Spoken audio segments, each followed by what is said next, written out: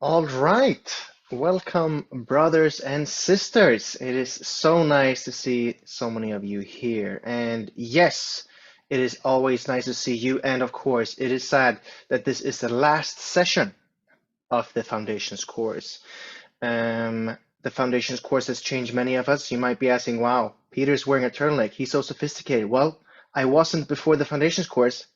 Maybe something happened. Maybe my true self was just that, wearing a turtleneck. All right, so people are dropping in. That's very nice. So we're gonna start with some icebreakers to get us into the spirit. So I see that some of you turn on your videos. Please turn on your video so we can see you. All right, first question is, today is the last session with the Foundations program. Which of the following statements suits you the best?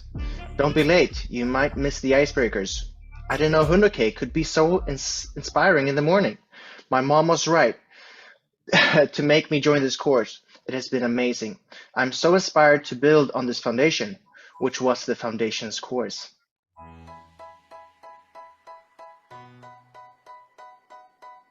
A lot of icebreakers, people there. I like that.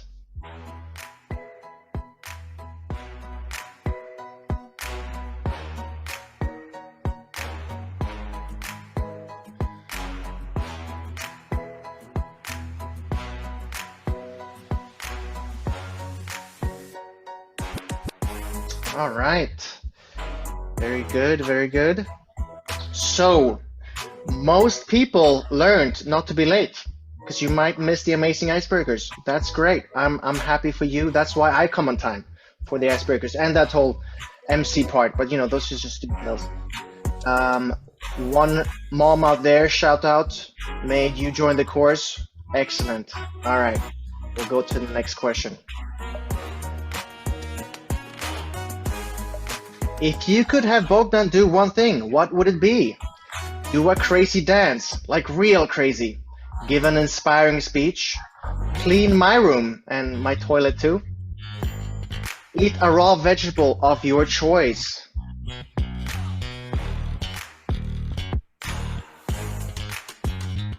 For the clean my room, I just looked around and I was like, I would like Bogdan to clean my room. The only clean part of my room is this square, which you see, everything else is a mess. All right. Not too many people want to hear you give an inspiring speech, Bogdan. This is feedback also.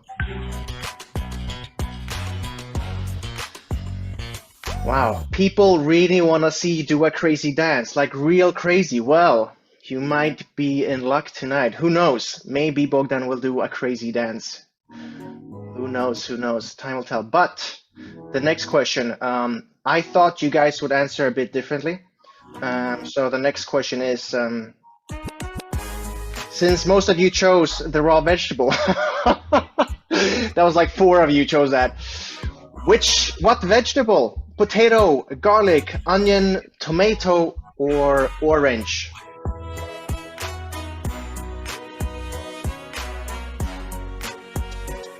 Well, Bogdan is Austrian, so garlic is a good pick.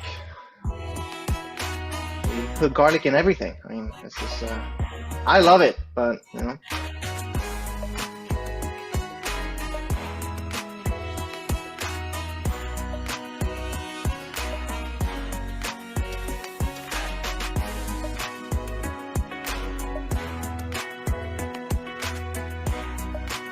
Very good. So most people want to see Bogdan eat an onion. Well, I want to see Bogdan eat an onion too. And it turns out Bogdan doesn't have so many friends here because only 2 people chose orange. That's it's a new revelation here. We're finding out. I feel bad for putting Bogdan on the spot here. All right, so last icebreaker question today is, did you do the homework and attend the Wednesday prayer call? What was it about? Something about a new building. It was about prayer.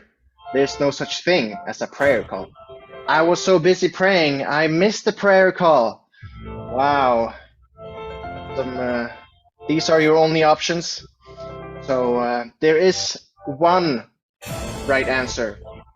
And of course, Uncle Mike Balcomb is here tonight, and he's taking notes of who joined the Wednesday prayer call. All right, very good. So some people attended. I like that. But we have a lot of devoted members who missed the prayer call because they were praying. I don't. Doesn't make too much sense to me, but sure, you know.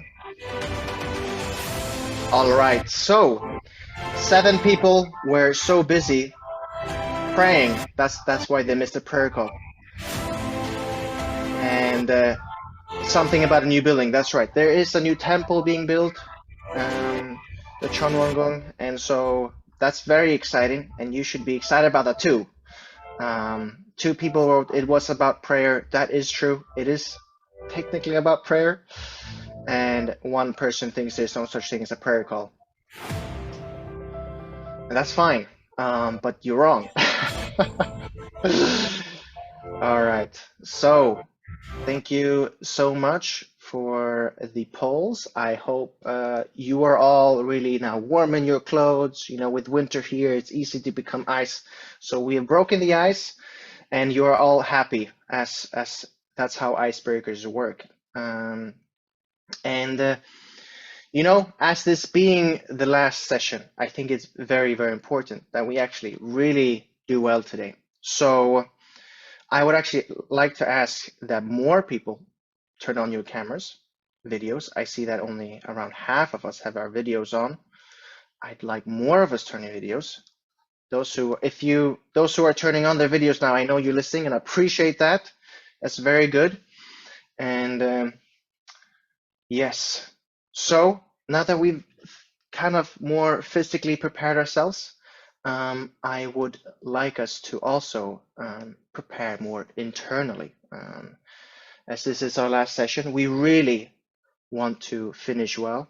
And with that, of course, comes a prayer. So please join me in prayer to start us off for today, also internally.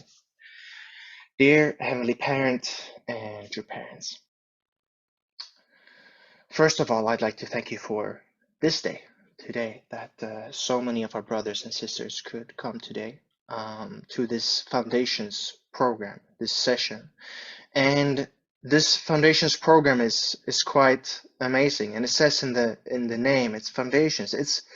It's preparing us for the future, for whatever is to come our way. I pray that all the many speakers that have spoken to us so far, and all the brothers and sisters who invested in this course, that we can really feel their love, feel their heart, that you have worked through them to inspire us, to make us, and to teach us more about you and our dear true parents. I'm so grateful that we have so many participants that have come from so many different places around Europe and Middle East and perhaps other places in this world. It is so beautiful that we can come together like this, that this Zoom allows us to come together to learn and grow our hearts. I pray that now more than ever, that we can really focus on whatever it is you have prepared for us tonight, that the speakers can really guide us, inspire us, so that we can end this Foundations program amazingly. So I really pray and I hope that this Foundations program can really lay a good foundation for our future, whatever it is you have in plan for us as your sons and daughters, that we may make you proud and we can support you and our true parents in this world. So thank you so much for everything that you do for us. And I pray that today can be an exceptionally nice evening together. So please feel the love and joy that we have for each other tonight. And I'd like to pray this now on behalf of my brothers and sisters, and in my name, Julian, from a blessed true family. Adieu. Great. Beautiful. I like what Uncle David Hanna shared with me. After you pray, you take a second just to let that digest. And I feel we are now ready to start this session today. And so I would like to welcome up our first speakers of tonight, our dear and precious Uncle Mike and Auntie Fumiko Balcomb. So please give them a big round of applause. Thank you very much, Peter. And I'm so glad you didn't call us guest speakers, because nothing makes us feel worse than being called guests. After all, we've been here 5 years now. And yeah, icebreakers. I mean, I've been breaking ice by watching all my least favorite teams exit the World Cup one after the other. I mean, it's so exciting. And, you know, I'm allowing myself a little glimmer of hope that this could be the year, as we say in England, when it's coming home. But anyway, we've had a very busy time, haven't we, Fumiko? Indeed. In the last 2 weeks, we have been in Milan, Italy, to see and to congratulate Bogdan on becoming the national leader of Italy. So exciting. Just the day before that, we were in Jerusalem, where they had an amazing CheonBo event, together with members of the Druze community. It was so nice to see how the atmosphere changed when people from other faith backgrounds joined in, and had a great time as well. The day before that, we were in Cyprus meeting a family down there. And earlier the same week, we came back from the North Region Leaders Meeting in Glasgow, which we went to immediately from New York, where we were for Sonja. We flew there from Austria, where we had been for the UPF conference. So we're not quite sure where we are today, right? But anyway, because Bogdan asked us to share something about the CheonBo path or the CheonBo road, I would like to speak briefly on that topic.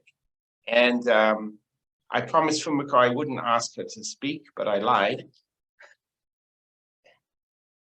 Okay, I didn't lie. I'm going to share my screen briefly, and I want to talk about our CheonBo road. So I hope you can see the screen.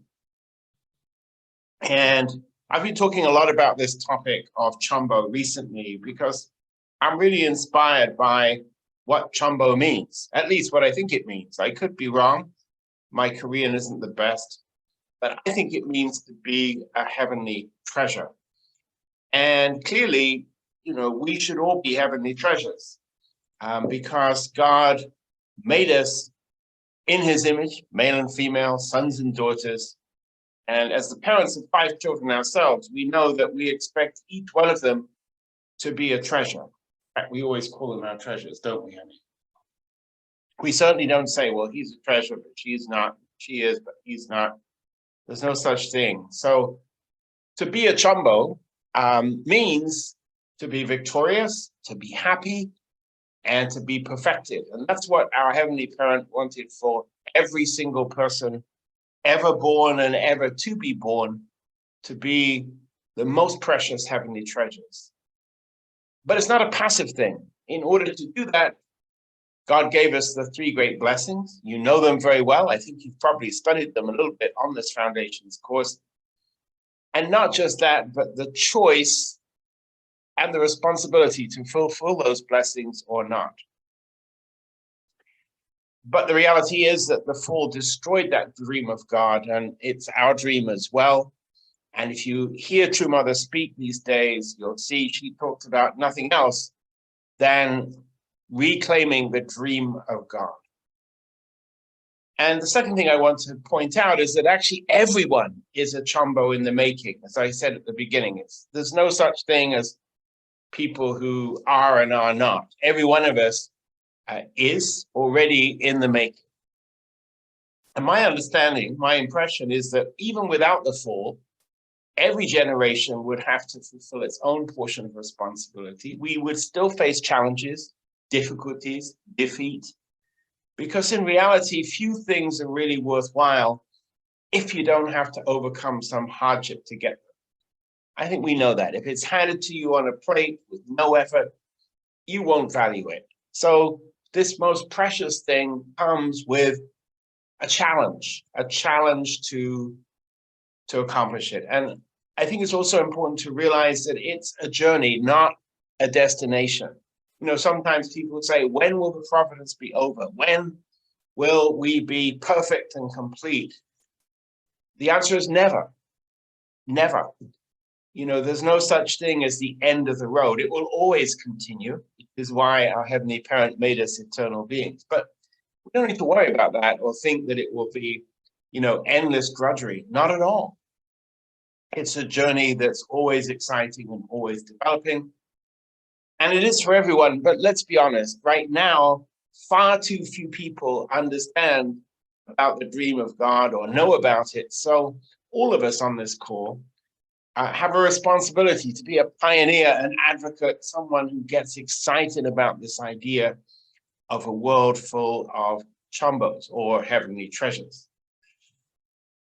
So what is the fastest way forward? I mean, you hear a lot about hacks, right? Things that help you to make a quick progress when others take a long time. Well, I don't know the answer exactly, but I think three things come to mind. The first one is we better understand where we are going.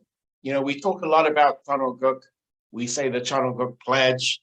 We read about it, but what is it actually? And Father said, really, there's three components to CheonGuk. The first is sovereignty. It's the place where God has final and loving authority. Right now, the reality is God has very little sovereignty. There's so many things in the world that happen that are absolutely unthinkable for God. His children are suffering, getting sick, dying, killing each other, greedy. If God could do anything about it by himself, he would have done it a long time ago. So CheonGuk has to be a place where God has authority. Secondly, it's got to be real. It's not in the clouds. It's not in heaven only. It is at least a nation and finally a world. So the territory, the place is very important. And finally, and perhaps most importantly for us, it needs people. God absolutely needs us, not a little bit or, we talk about a king, but a king without people is not a king, it's a joke. A couple without children are not parents. So Father said many times, without us, even God cannot be the heavenly parent. That's an amazing thought. We complete God, almost heretical, but true.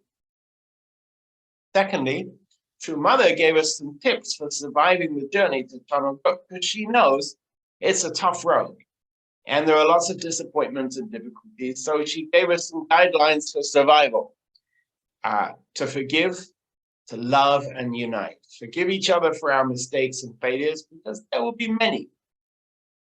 To love each other as if we were already perfect, even though we're not.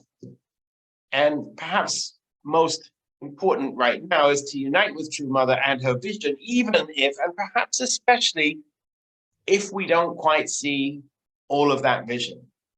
It is a leap of faith to believe and to follow and to act. Now, what do we do then to make that vision real that True Mother has? What are the milestones in front of each of us, in front of our movement, perhaps in front of the world?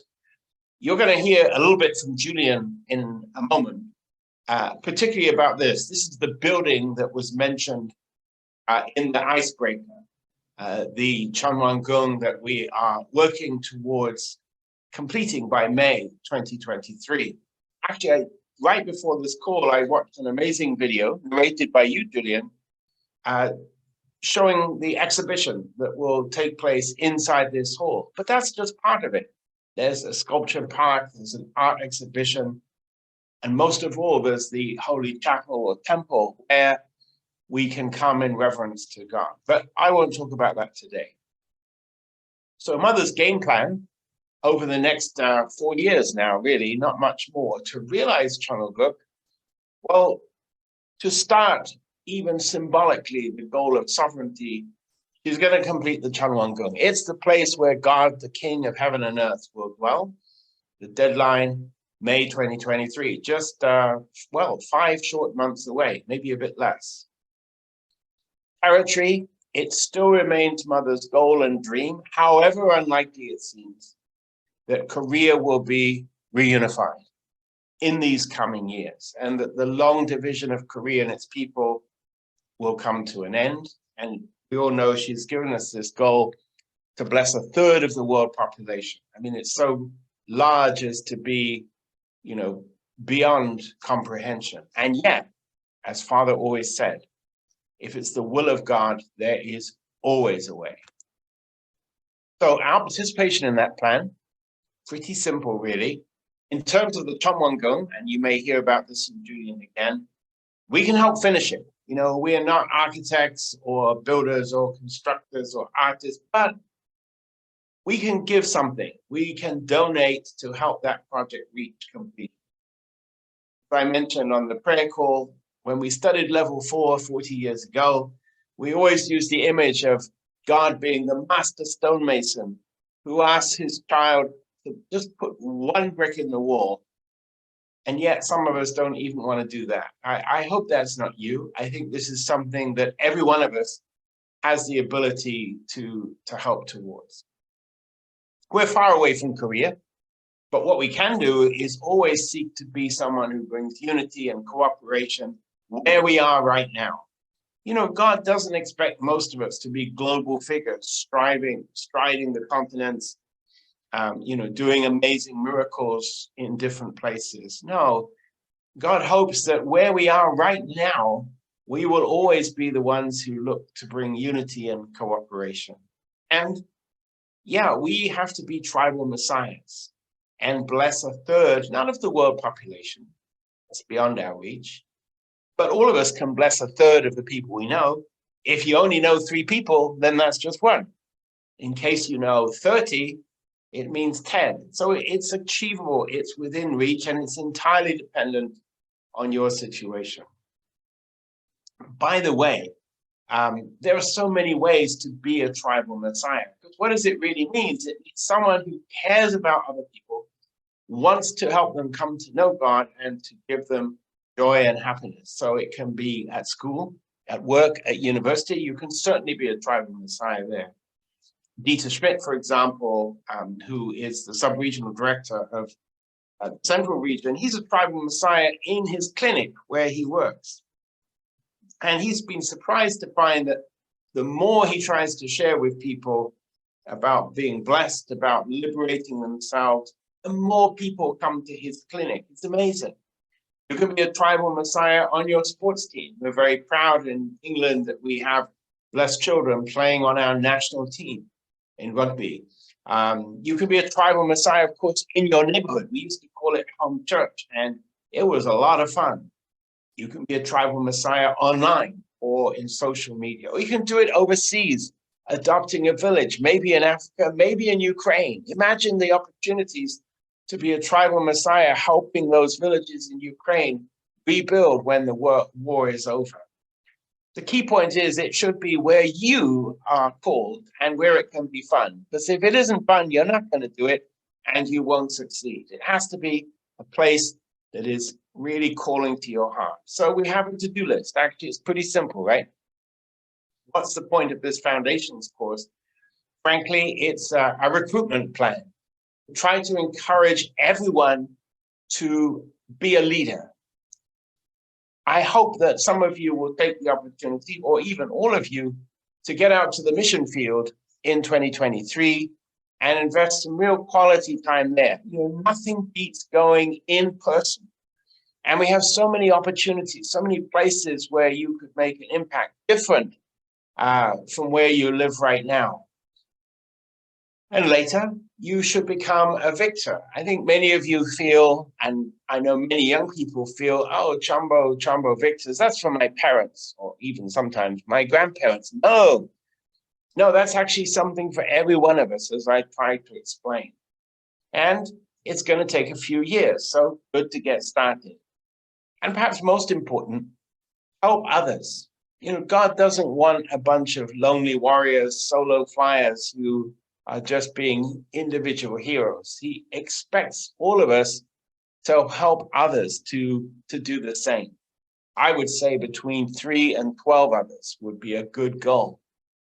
So that you don't come alone before God, but you come with others who are grateful because you help them to reach that goal. So this is very short because I was told I only had a short time.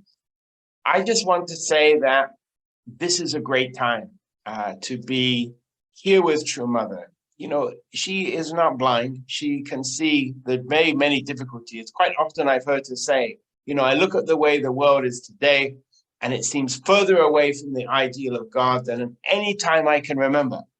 And just when I'm thinking, oh gosh, then if Mother feels that way, but then she'll say, but at the same time, the dream seems closer than ever before, almost within reach. So it's a paradox, right? It's part of the life of faith that at the time when there are tremendous challenges, there are also amazing opportunities. Let me give you one example. I think you all know our movement in Japan right now is under the biggest pressure it's ever been. And there's a plan to try to pass a law in the Japanese parliament by the 10th of December, so soon. But in this moment of crisis, other organizations are coming to realize, hey, wait a minute. If we allow this to happen to the unification movement, even though we don't like them, we'll be next. And it may be that this gives us an opportunity to make partnerships that we would never otherwise have made. Father looked at it that way when he went to Danbury. He thought, this is going to be my chance to win American Christianity because they will know that I'm being treated wrongly. And he was exactly right. So we should never be discouraged by the problems. I'm not saying blow them off and think they're nothing and deny reality. No. But behind them, God is presenting us with an opportunity. The worst thing for our movement would be to anonymous. No one's heard of us. It's much better to be in the spotlight of attention because that gives us an opportunity to show who our Heavenly Parent really is. So I'll finish here. The CheonBo Road is waiting ahead. It's for all of us. We're all on it. And let's help each other to move along as quickly as possible. Thank you so much to the staff, Bogdan, Peter, Sarah, and all the team. Good luck to all the speakers tonight. Although this is the last online program, I want to give you some homework at the end of it. You know that. I want you to send a personal Christmas card to True Mother. Not a text or an email or something cheap like that. Buy a card. Put your photograph in it. Send a greeting to True Mother for Christmas. And who knows, heavenly fortune may shine your way, but you better hurry up because it's already December 2nd and it takes a while for those letters to get all the way to Cheonbyeong. But please do it, all right? I'm sure if Mother received, 36 Christmas cards from the Foundations course, she's going to think, what the heck is that? I want to meet those people. I want to bless them. All right, back to you, Peter, and thank you. Thank you so much. Can we give a round of applause? That was very nice, very beautiful. Yes, let's send some Christmas cards to True Parents, to True Mother. I think she'd highly appreciate that. So, speaking of Korea, our next speaker is actually already in Korea, all the way there. A bit easier for you to send cards than for us, perhaps. But our next speaker is actually the director for International Headquarters Mission Department. And so, yes, it's very early. So make some loud applause to wake our next speaker, Uncle Julian Gray. Thank you very much. I hope you can hear me all right. Yes, it's 4 a.m. here. I managed to watch some of the game between Korea and Portugal. I was amazed really that Korea could pull that off, South Korea. But yes, it's a very exciting World Cup, although no time to watch all the games. Yes, I work in the international headquarters. I'm in the mission department. I'm a vice director, but really my work is to do with translation and communications, and sometimes giving presentations such as this. So I'll do my best to say a few things about the Gyeojong Chonwon complex here in Korea, and some short words about our True Mother. I'd like to share my screen. I'll have a go at that, see if I can get it to work.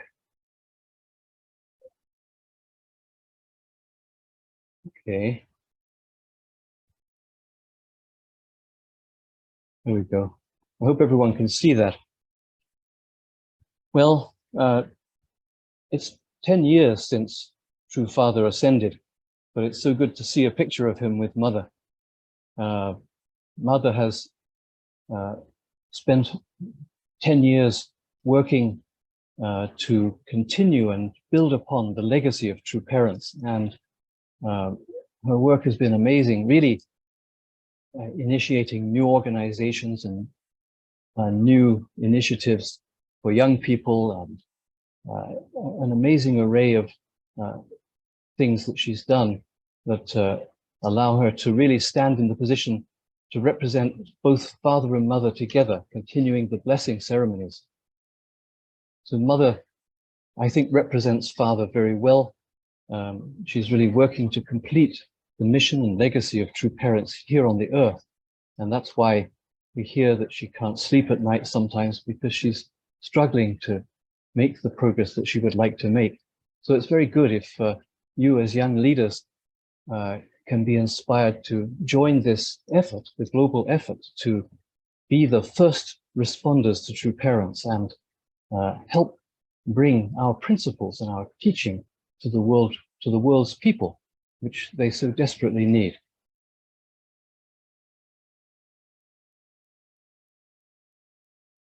Of course, Father and Mother are different characters. Father's a man, Mother's a woman, but they express a common vision and a common destiny. They have a common destiny to uphold. So I wish I could talk with each of you today, but I will go ahead and try to say something that may be of interest and value. I hope I'll say something that you haven't heard before. It was 70 years ago, 60 or 70 years ago, that True Parents first came to what we called for a long time Cheongpyeong, the area of Cheongpyeong Lake, which is actually in Gapyeong County in Gyeonggi Province. And Father would meet the members on the edge of the lake, as in the photograph here, and speak to them, and True Parents would come together. This is the old training center that was built in 1971. So Mother, at the time she was in this photograph, was in her 20s, still in her 20s, probably the same age as many of you, or a little younger perhaps than some of you. So they felt the godly spirit, that Cheongpyeong had a special holy spirit about it, and they wanted to develop their foundation there. It is a beautiful place with an amazing lake and the hills. It's an incredible tourist resort area now, actually, because of its beauty. And the lake, whereas 30, 40 years ago had nothing on it, because there were really no roads there, now there are roads teeming with traffic and coffee shops, resorts, and motorboats. So it's quite a different story to how it was. But the vision that Father had and Mother had in the early days, Father used to speak about each valley here having its own village, and every village would represent a different country. And members gathered together their money and their devotion and bought something like 6,500 acres of land. So where exactly is this? Well, if this is the capital city of Seoul that you can see here on the left, circled by the blue ring, then Sorak, or Cheongpyeong, is about 50 kilometers to the northeast.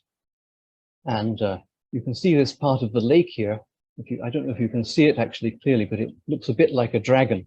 And that's the place where True Parents set up this foundation. And Father's vision, especially Father's vision, then I think of an international village and having an extraordinary foundation here in the Cheongpyeong area. Mother kept true to that and has been working to build that ever since. And so you can see this is the town of Sorak, where this is centered. This is about a mile or two from the lake. And as you can see, this sleepy village is already becoming quite a big town. And the lake itself is also becoming a bit of a town as well, with so many things on it. But Mother is here this is the Cheonjong Palace, as you well know, and the 6,500 acres that I mentioned stretch down below the palace and across the valley. And there are many aspects to the land and the buildings that True Mother has been building. Of course, this all began way back in the 1970s, and some of the buildings you will see here were built well before True Father ascended to the spirit world. This is the Cheonsunjeon. This is a building in between the Cheonjeonggung Palace and the new, soon to be finished Cheonwon-gung. And this is really just the main office building for the international headquarters at the present. This is the training center, of course, you're well probably familiar with this, and the Cheonchimwon prayer hall. And I'm just showing you some of the things, some of the main structures and buildings that form this whole area, which Father christened Cheonwon, but Mother then added the HJ, Hyojong Cheonwon to it. So it's called the Hyojong Cheonwon complex now. This is the Hyojong International Cultural Foundation, where many youth-related projects are in fact established. This is the Cheongshim Peace World Center, where True Father's Songha ceremony was held, and many blessing ceremonies have since been held. This is the Cheongshim Village. It's actually a home for old elderly people. This is the Magnolia Complex. It's a shopping center and restaurant and a coffee shop. Nice place to go when you're here, if you can come. This is the Lakeside Coffee Shop. True Mother has built the Cheongpyeong, what was called the Cheongpyeong Training Center, now the CheonBo Training Center, has made it into more of a resort-like area, because she wants to encourage people from outside our movement to come here and use the facilities. And so there's now a small department store. There's this beautiful lakeside coffee shop and restaurant, and this beautiful tea house across on the hillside, one of the most beautiful buildings around the lake, built in the traditional Korean style. So you can see these 6,500 acres are well endowed with different buildings. There's the training center, there's the hospital, and many things. This space here where I'm circling with the cursor is the position where Cheonwon-gung is being built. So it's halfway up the mountain. And these slides show a little bit about its construction, process of its construction. This was a few months ago when the building had really taken shape. And this is 3 days ago. Now they're putting on the stone cladding, the marble facade, and it's beginning to look very beautiful in the sunshine. So the building is, in a sense, nearly constructed, but there's of course a lot to do both on the outside and the inside still. And that's something that globally all our members are gathering their best effort to try to support right now and over the next few months and maybe few years. This, I think, is what it will look like when it's completed. And already you can see it's getting close. This photograph I took today, this is looking up the mountain from down below, and you can see the 3 buildings I mentioned sitting there.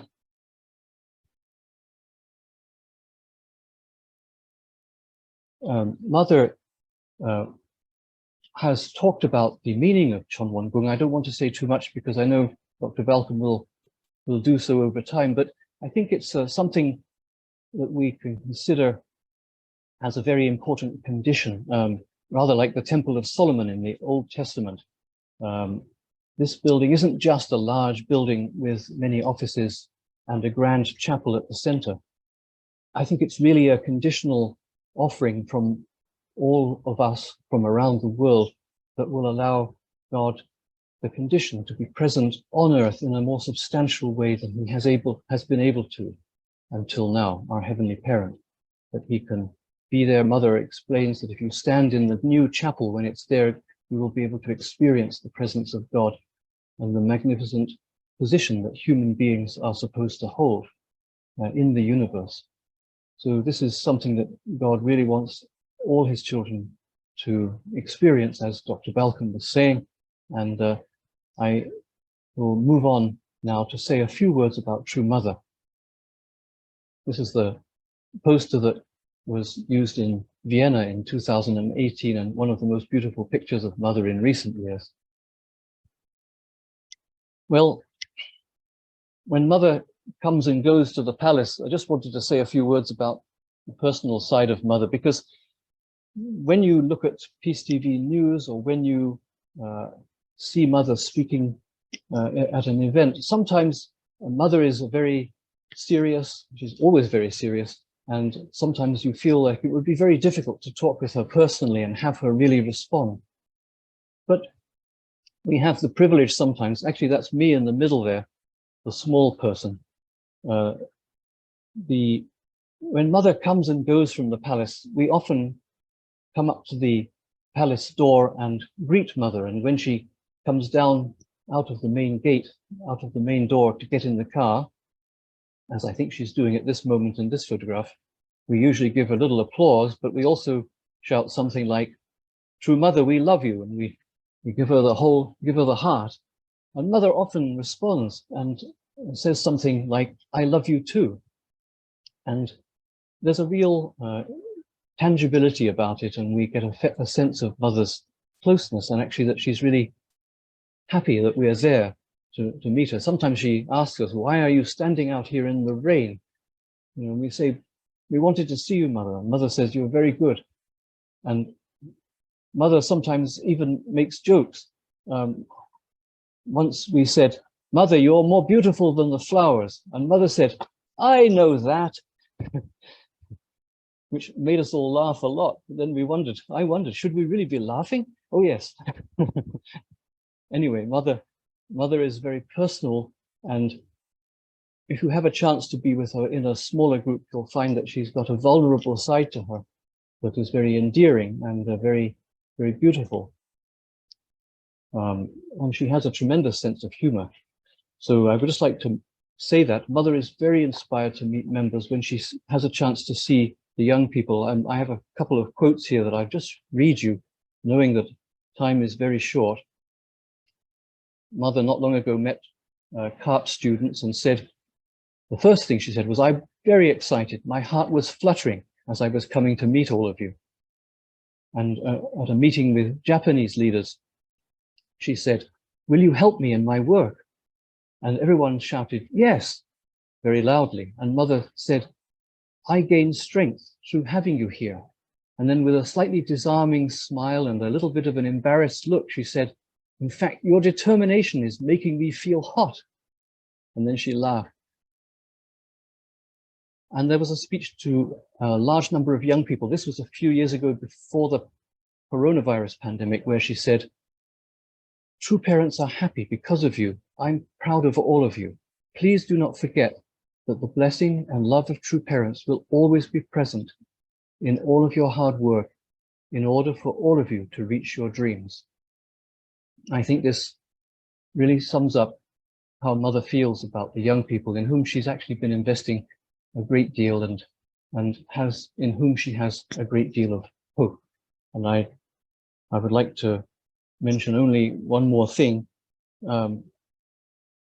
You know, sometimes you don't see pictures of mother in these kind of slightly more vulnerable situations, but if you stick around, then you will get a chance. Recently, mother came down to the palace glass house to look at the baby parrots which had been born there. And she was photographed looking at them with a baseball cap and a mask. So we weren't allowed to share the photograph. And perhaps I won't, but I can tell you that mother is a really motherly and beautiful person, and we are the ones who can help her to feel her value and how much God loves her, even if sometimes she may wonder if the world will ever change for the better. But through us, I'm completely sure it will. Thank you very much for listening. Thank you so much, Uncle Julian Gray. Can we give a round of applause? We always appreciate, especially speakers maybe that have to wake up 4 o'clock in the morning to speak to us. And somehow you never look tired. Somehow I always feel more tired than you are.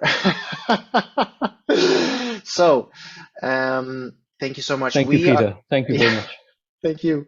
So we will jump right into for our next speaker. I believe Orlando is actually not feeling so well. So we have another speaker who is you might be familiar with, someone who might be eating an onion later or doing a crazy dance. But before we make this person do a dance and eat an onion, we're gonna have a break, a short break, so you can grab some water, maybe go to the bathroom. So yes, see you in a very short time.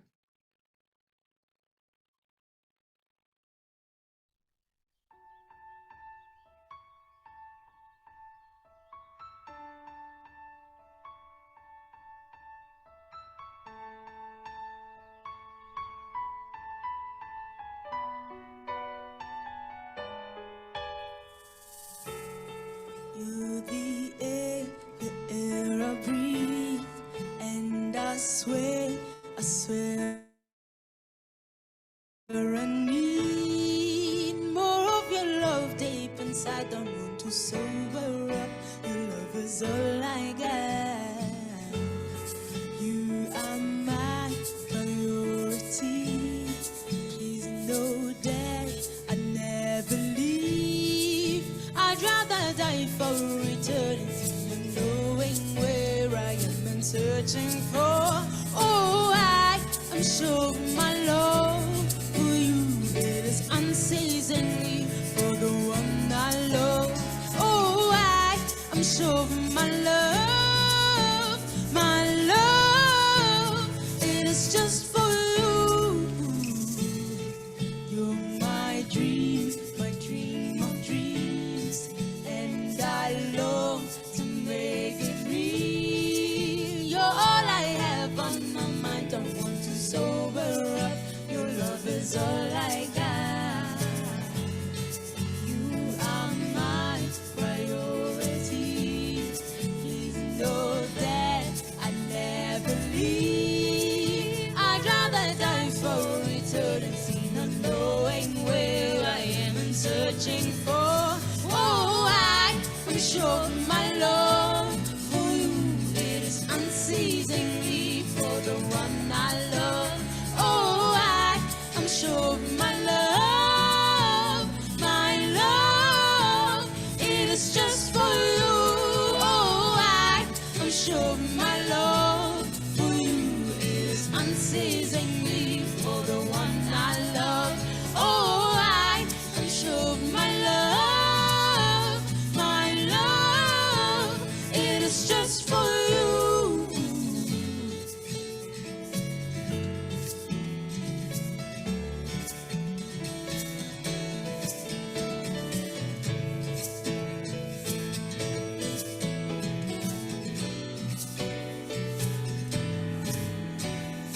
Day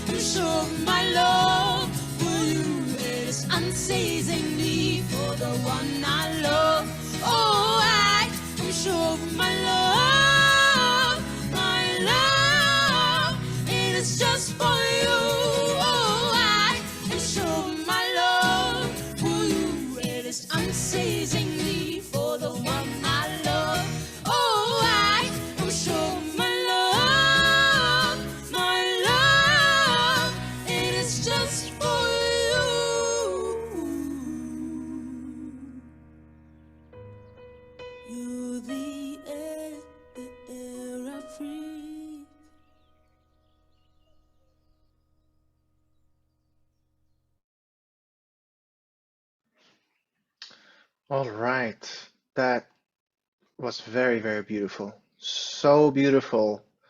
I would like everyone to turn on their videos again, right? Wasn't it that beautiful that you just, I want to turn on my video again. There we go. Some people, if you felt it was beautiful, you will turn on your video right now. Look, so many people thought that was a beautiful video. Great, great. So, a small point, Uncle Julian wanted me to share shortly, which is that the Hyojong Chonwon complex is actually meant to be a model to complex. Chonwon complex is meant to be a model of the heavenly kingdom of Cheonguk. Rather an important point. So, is that okay? Did I do well? Great. That's So, great. Thank you, Peter. thank you. Next time I'll just ask you to say that. One sentence. All right. So we've had some very good talks so far. We have two more talks, and so our next speaker, you know him very well because he's super kind, but he's also very wise. So please welcome up to share some wisdom with us tonight. It's Bogdan Pammer. Give him a round of applause. Hi, everyone. Hi, brothers and sisters. Good evening. Thank you so much, Uncle Mike and Uncle Julian for these amazing talks and very profoundly connecting us to what God is doing in all over the world in so many lives right now, and what He's trying or inviting us into, and what He's ready to start with ourselves and with you and me. And so we'll now wrap up this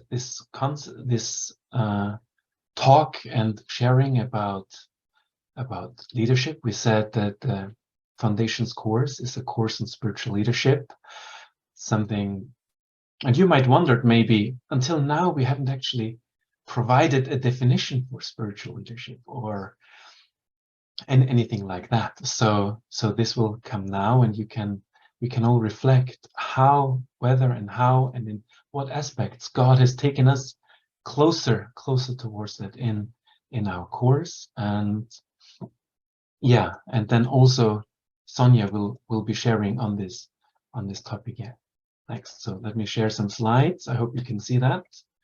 And it says, does it show? Yeah, okay, great. And this is talking about your foundation. And I would like to offer you a definition of spiritual leadership that we work here at the HJ Academy. And you can listen into yourself, whether you feel you've grown in these areas. We say that a spiritual leader is a person who loves Heavenly Parent and brings him and her joy. That's the first thing, really, that we are here for as children of God, but also as the spiritual leaders. The person who brings joy to God leads in that area. And at the same time, next to connecting to God, we need to overcome, we need to confront and overcome evil in him or herself. So a spiritual leader is also a person that confronts and overcomes evil in him or herself. And by doing that, and in doing that, guides and support others in doing the same. So helps others to learn and find ways to love Heavenly Parent, finds ways to bring joy to Heavenly Parent, and also helps others to face the non-ideal parts of them within themselves in a very, very loving and caring way, sometimes also confronting way.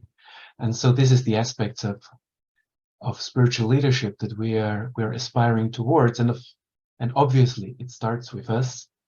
And in doing so, and by practicing this within ourselves, we can help others to connect to God and love God, and we can help others to look at those parts in themselves that they're actually not so keen to look towards.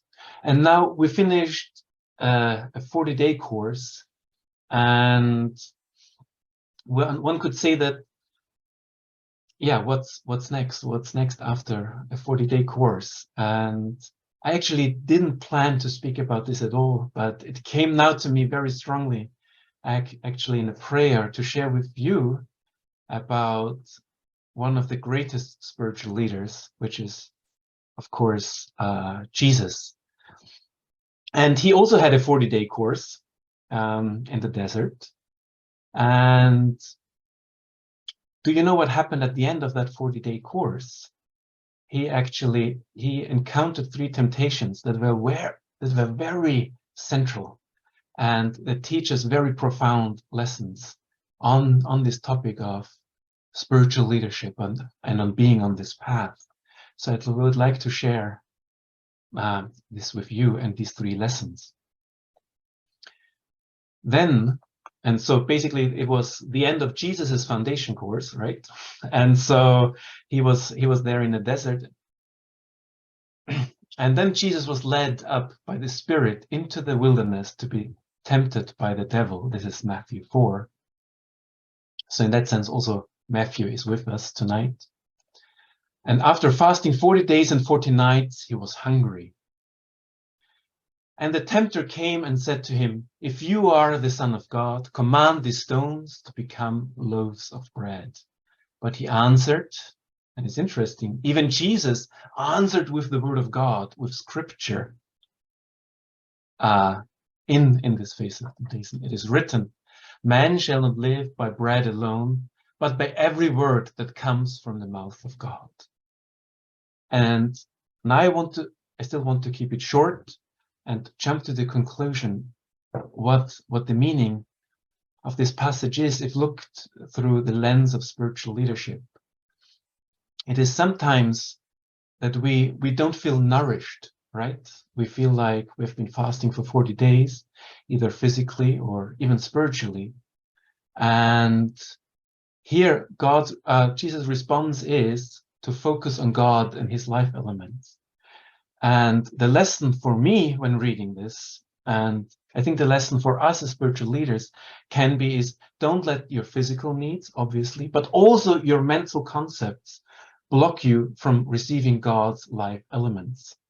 Sometimes we do not understand what God is trying to do with us right now. We don't understand the situation that we are in. And maybe it's even when we read Hunduke and confront ourselves with the word of God, we feel like we cannot get so much out of it at certain periods of our life in time. And maybe Jesus felt like that in that moment. But then he didn't back down to transform stone to bread in a sense of making things easy or watering it down. He said, "No, I won't let my mental concepts of what is good food and what is bad food block me from receiving really God's life elements, because by every word that comes from the mouth of God, we will live." The second aspect then the devil took him to the holy city and set him to the pinnacle of the temple and said to him, "If you are the Son of God, throw yourself down, for it is written, he will command his angels concerning you, and on their hands they will bear you up, lest you strike your foot against the stone." And so that's in a sense very interesting, because here actually the devil is using scripture to tempt Jesus, which is pretty daring, right? So that's fascinating. The devil uses scripture to tempt the Messiah, and he might also use scripture, right, to tempt us, to use something that is from God and from true parents, to use against God and true parents by stirring some emotion in us. But Jesus again very solidly replied. Jesus said to him, "Again it is written, you shall not put the Lord your God to the test." And when I read this passage, I can see, Jesus, of course, we know from the divine principle, this symbolizes the second blessing and a temptation, the area of the second blessing. And we know that Jesus wanted to get married, right? But it didn't work so well. It couldn't come to pass. And maybe many of us are actually in this situation of, in the matching process, wanting to get matched, wanting to get blessed, and things like that. But then things take longer than we think it should. And then sometimes we feel like we should actually blackmail God by telling God, I did so and so many conditions, God. You need to show me a sign now. Otherwise, I'm gonna throw myself off the top of the temple. Because I've done what you wanted me to do. And this is some very real temptation that we, especially after high, when we feel actually God has been with us for a very long time, and we feel like, okay, but now God, anyway, the lesson is don't impatiently try to blackmail God to give you what you think you need. That's the second temptation that even Jesus faced. And that I think is generally something that all of us will confront sooner or later. So I'm just giving all of us, anyway, I'm sure many of us experience it already, but it's also for many of us a heads up what we might face, right? Don't impatiently try to blackmail God to give you what you think you need. And then the third one is, about the kingdoms. And here we say, don't. And then sometimes the next point is when God doesn't give us what we want, we turn somewhere else because there we might get it. So don't really turn elsewhere to take or claim the impact, maybe the effect you would like to have on others, or the love, or whatever it is you think you deserve. Away from me, Satan, for it is written, worship the Lord your God and serve him only. So, of course, Mother, always when she talks to young people, and this is from actually speeches when she talked to young people in Vienna, Mother really emphasized these points. And she says, God gave humankind a growth period. At that time, Adam and Eve should have lived a life of becoming absolute one with God, the Creator. However, during that time, when they had not fully matured, they developed greed. This sense of, I want it to happen now. I want it to happen quicker.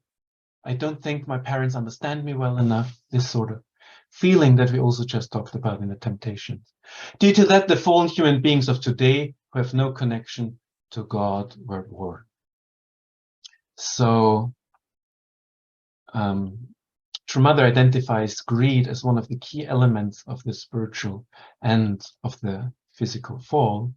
And this was when True Mother was in Vienna 2015. She just took the mic and walked in the midst of us. And there she said something and shared with us deeply also about Hyojinim and Tungjinim. And also there, these were almost her first words, and they're so simple, so true, so powerful. And this will guide us now into the next exercise together. There she said, what is your dream? She was asking us. And then she continued, God created the cosmos. At the time, he had a big dream. You understand that from the divine principle, right? What is God's dream?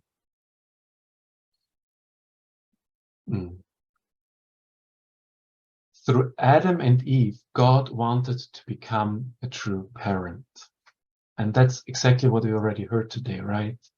God's dream is to become a parent by having children and by having us as her children. That's God's dream. And that in a sense is so simple and so beautiful, right? God wants to be a parent, and God wants you and me and our brothers and sisters to be those people that make God a parent. And so when we are now endeavoring on this journey and the CheonBo path, the way of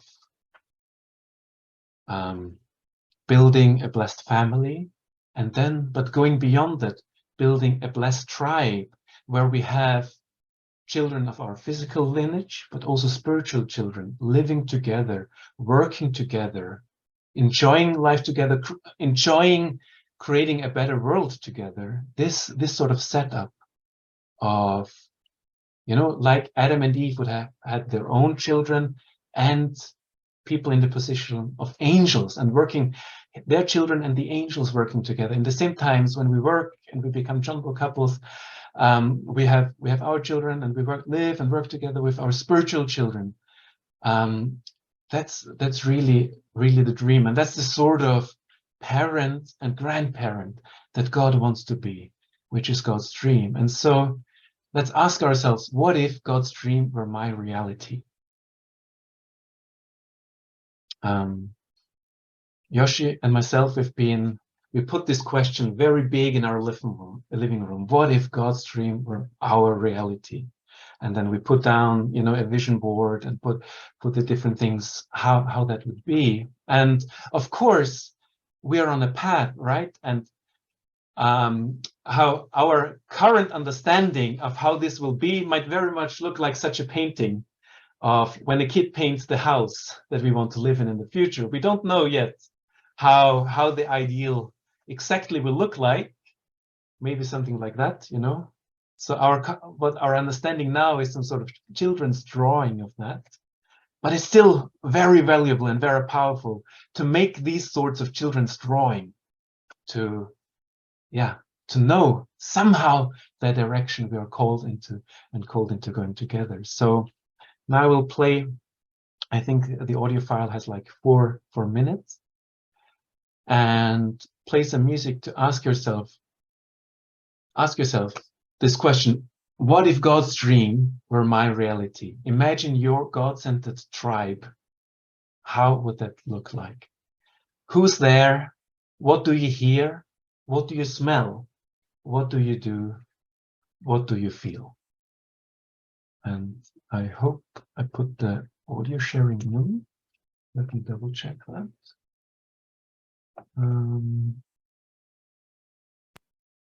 Yeah, and here we go.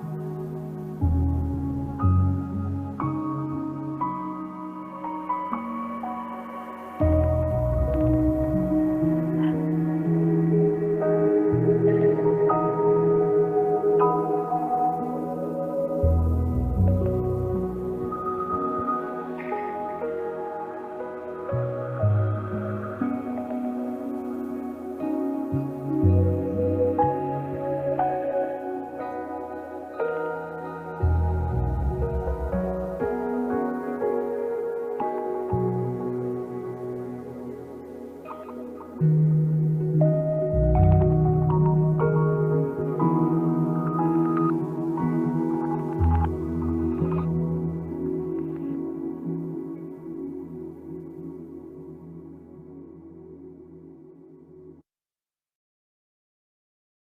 you, everyone. Back to you, Peter. Thank you so much, Bogdan. Can we give a round of applause? Well, according to the icebreakers, the least of us wanted you to give an inspiring speech, yet here we are, an inspiring speech later. Next will be a raw onion. Welcome back, Bogdan. No. So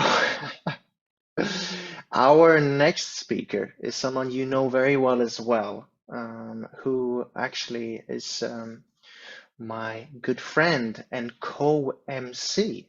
So I would like to welcome up Sonja. Hi everyone. So this foundations course has been a 40-day course for spiritual leadership. And I did myself STF for 2 years, quite a long time ago. And we talked a lot about leadership there. But I really came to appreciate the teachings of leadership from our movement or the principled perspective years later after I took up a managerial position in an organization.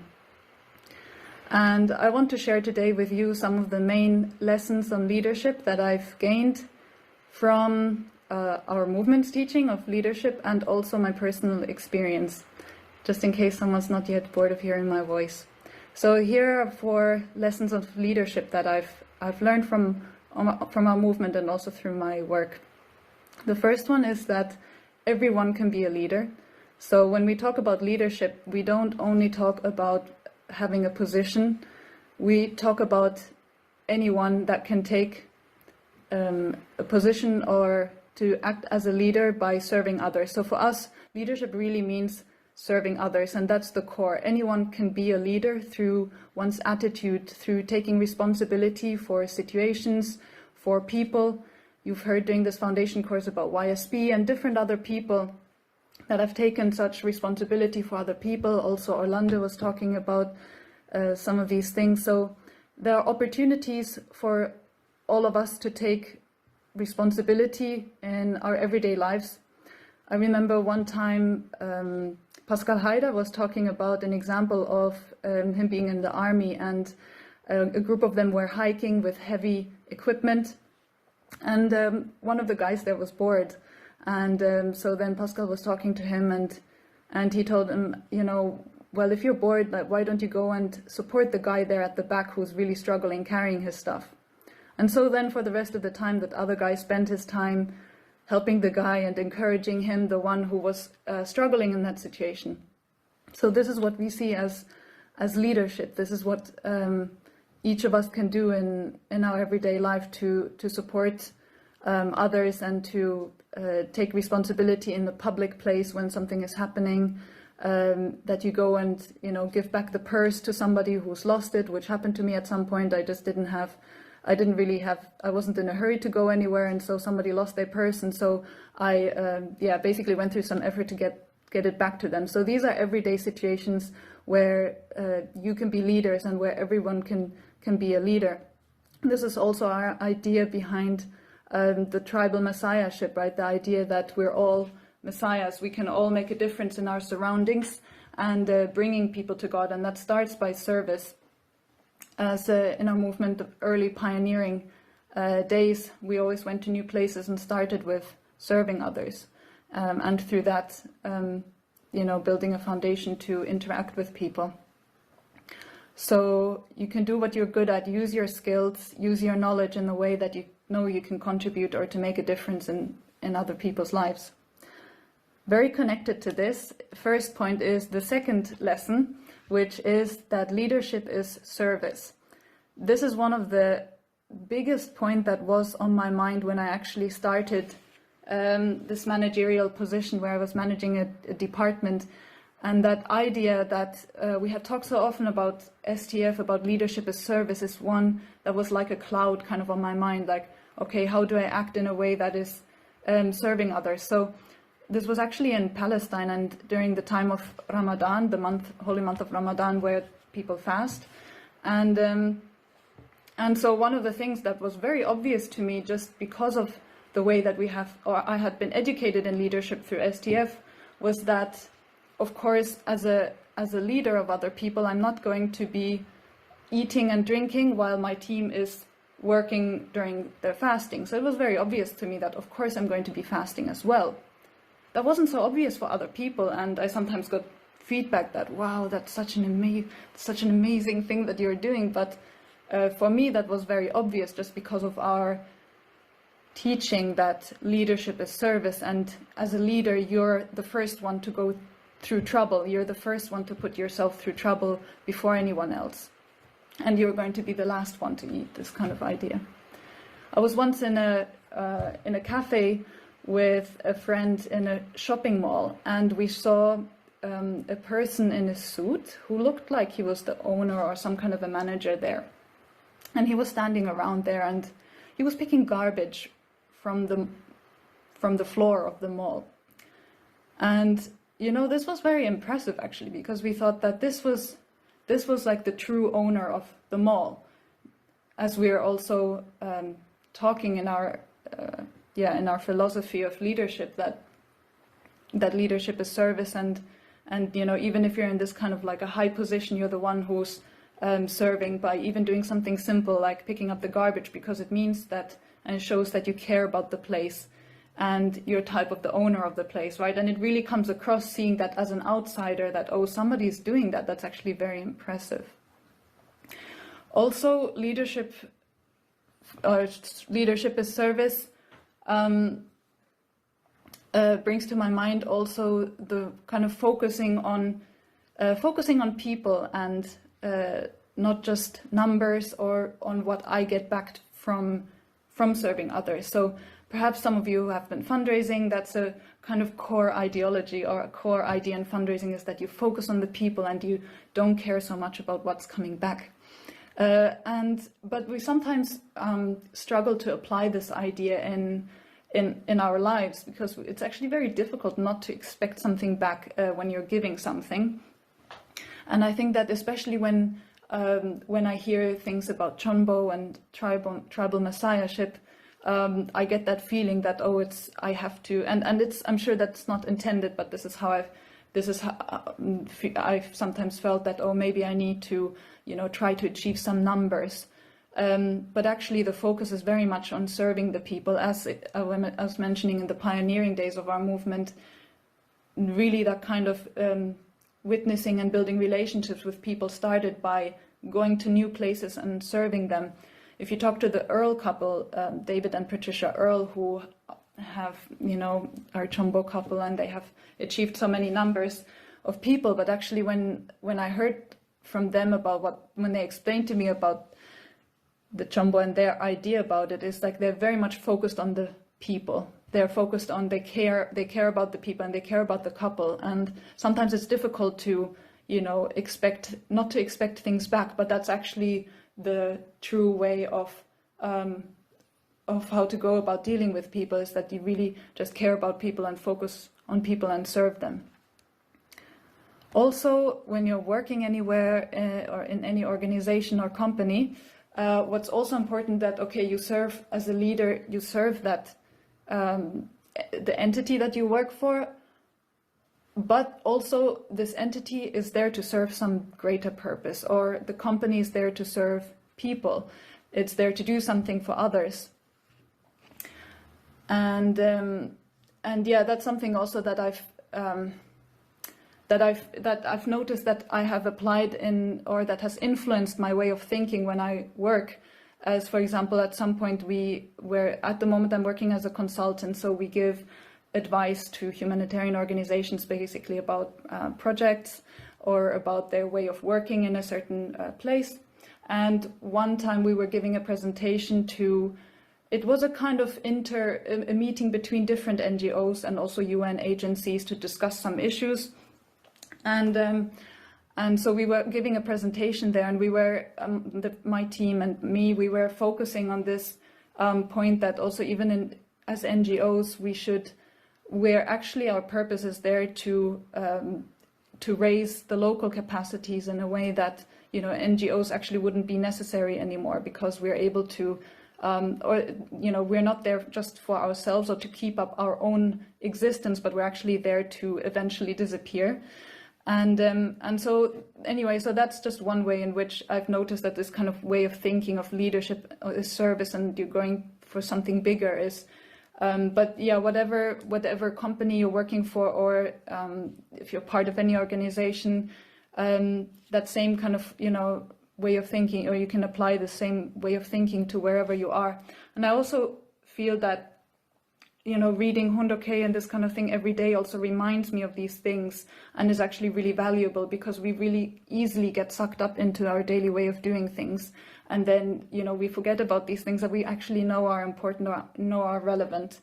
And at some point during the foundations course, it has also come up that, you know, how can I contribute to, you know, the Providence, even though I'm very busy. And I found that actually doing some kind of spiritual activity is actually really helpful in supporting in supporting me in what I do, even in my work or in my way of dealing with people. So yeah, whether actually I feel like it's something that's not just for unificationists, but for anyone. You know, it's so valuable to volunteer for something, to give money for some charity causes, or to do something to make sure that you engage in some way, that you are doing something for the greater purpose. So even if it's, you know, whatever size it is, if everybody contributes something, then yeah, that makes a difference. Of course, it gives something to you as well. You can get, yeah, I feel like being involved with some kind of spiritual activity sometimes gives me a lot of realizations and somehow helps me, but of course it's also helping, you know, this cause that you are giving yourself for. Okay, so that was the second lesson, as leadership is service. So the third one is that your words and actions have a huge influence on others. This is especially true when you're a manager or a leader, but it's actually true for any situation. Managers, or according to some studies,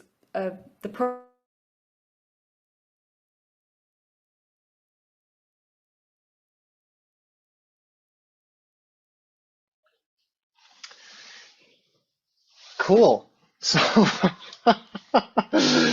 what a cliffhanger. Come for Foundations 2023. Very nice. Very good. Thank you, Sonja. I think she cut the video because it was a bit long. Of course, she has so much wisdom to share with us, and as she has been your MC, you know how great she is. So please, can we give a round of applause to our dear sister Sonja? That's very good. That was a bit of a shock for me. I was like, what else? All right. So we will now have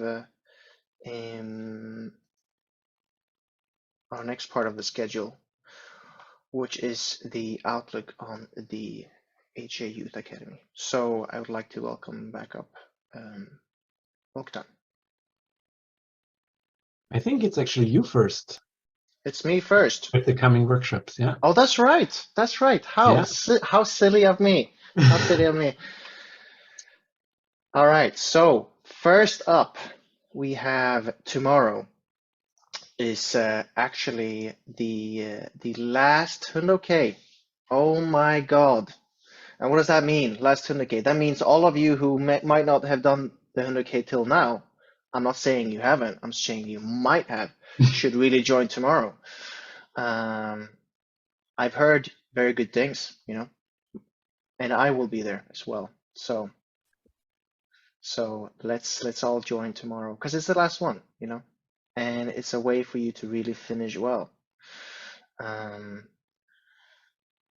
then we also have prepared for you 2 workshops that we wanted to maybe highlight a little bit. I know all of you really want to come to Sweden and meet me, so that's now a possibility. You can come to the Reconnect Swedish Winter Workshop.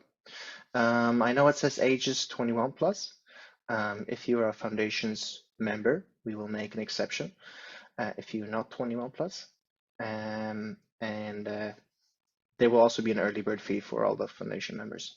Very cool, very exciting. And then we have the 7-day Divine Principle Workshop, and it's actually organized by the Blessing Department and the Witnessing Department. And wow, amazing. See how fulfilling that was when I put my hands together? Yes, that is how the workshop is going to be like. So it is now this February from the 19th to 25th.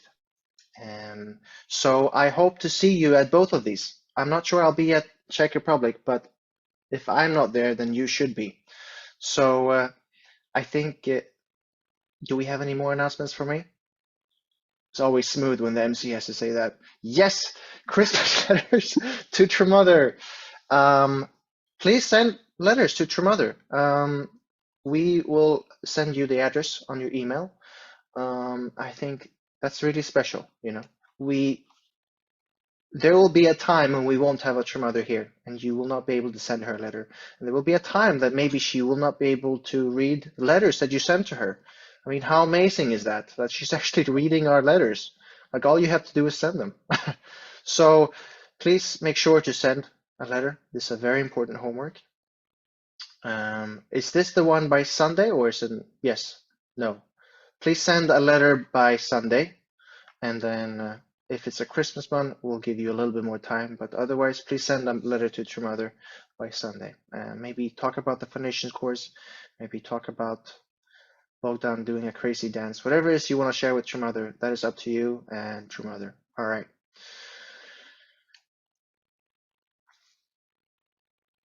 Then now I would like to welcome up Bogdan. Thank you, Peter, for inviting me up.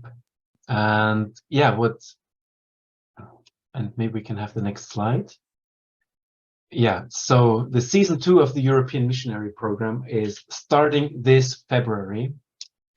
It starts on February 8th with the 7-day Divine Principle workshop you just heard about, and some additional days of kickoff workshop there, and then we'll have mission placements abroad in March and April. You can go either with a group of people to Albania or Lebanon, to a place where there's really a lot of need of people, but we have just opened a new center in Lebanon that is doing witnessing there, and we of course have a very well-established witnessing system in Albania. And as Dr. Balcomb said, it's really by putting your mind and body out there that you can experience a lot if you're free and available in this time, or you can make yourself available for that sort of training. And then after this period, the next part of the Foundations program is then to go on a pilgrimage to Korea for the opening of CheonBo, and really on that internal foundation you've built, you'll get an email. We still need to get the final sign off from Dr. Balcomb, and then you'll receive the email about this program and with all the details and the price and all these things in your letterboxes at the beginning of the coming week. And you can also tell others that you know and that might benefit from that program. At the beginning of January, then we'll have a bigger staff meeting of the HG Youth Academy, and from there then we'll move forward to offer you exciting programs in the coming year. Another Foundations course, of course, but I'm thinking of a mountain challenge, an ocean challenge, and other activities to really step into the footsteps of our true parents, and yet another Korea pilgrimage during the summer. So for all these things, there are preparations on the way, and it's just a heads up to tell you we are working to create really exciting experiences for you to grow internally and make experiences together with our true parents and on this beautiful, wonderful earth that we share together. And with that, back to you, Peter. Wow.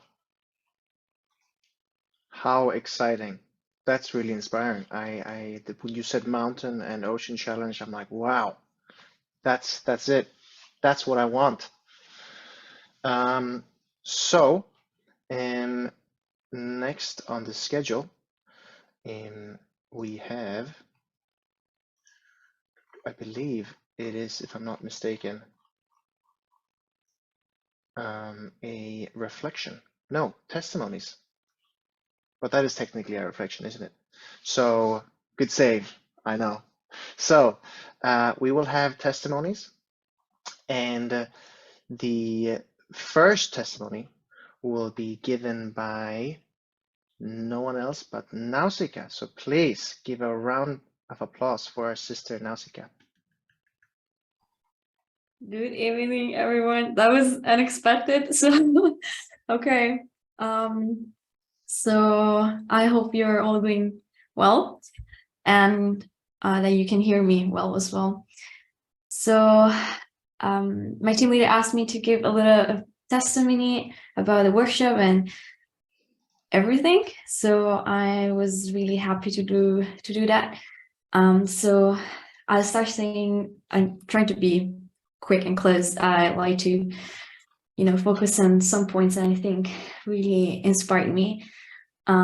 So yes, I think the workshop came in a moment that I was kind of static with my life because I had a really intense summer between work and workshops and Peace Road and many other things. And then, you start your routine again, winter comes and it's like, you forget that you're, God's child. And then, that you have somehow also a mission. And yeah, I think, probably many of you also really, sometimes it's, we struggle a lot being part of this. And, I also, because I think that believing is not easy. I mean, it's easy to say I believe in something, but as my brothers always say this, and it's, it's something that it's really, I think every time someone says, oh, I believe in this, just in my mind, I have my brother voice. And because he's always say believing means doing. And that's why you always say, like, I cannot ever say I believe, for example, in God, because I feel the responsibility of what I'm saying. And I know that my beliefs, requires me also to do something. And I think what I really felt in this workshop was I really feel the true parents need me. And it was, it's something hard because it's a big responsibility to be needed by someone. And I think it's different from, oh, I really want to do things. I want to do this, I want to do that.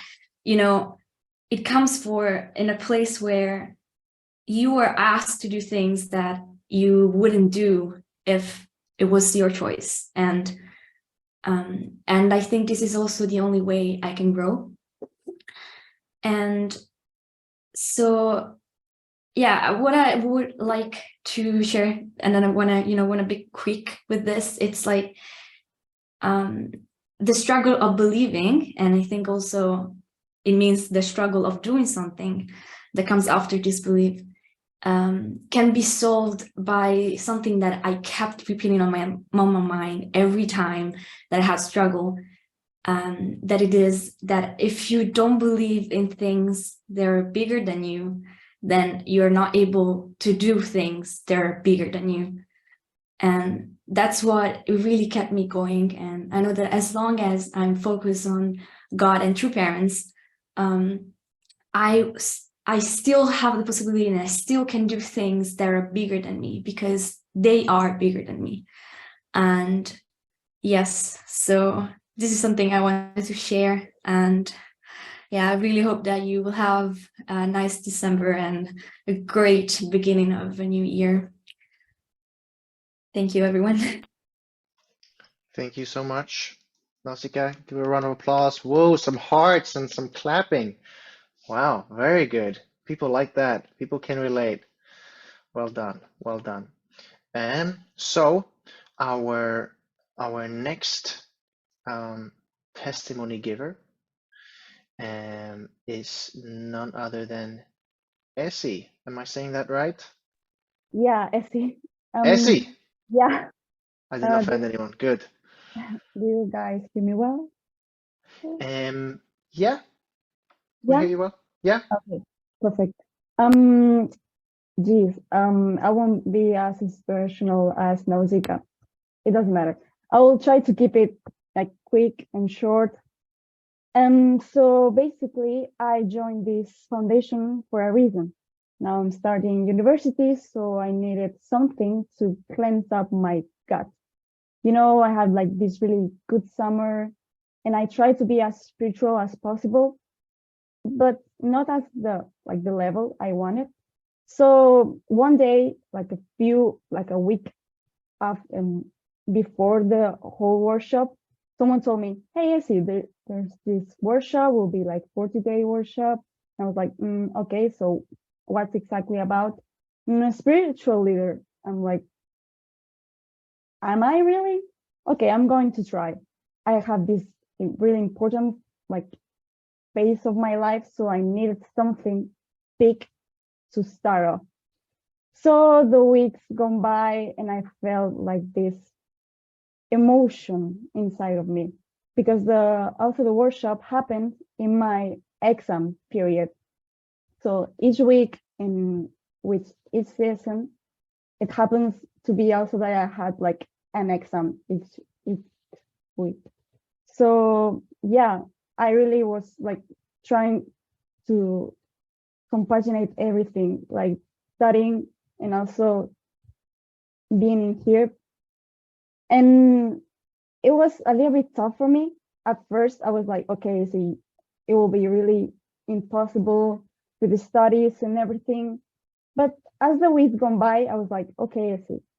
I mean, you have your own priorities, you know, you have like the studies, but also this workshop.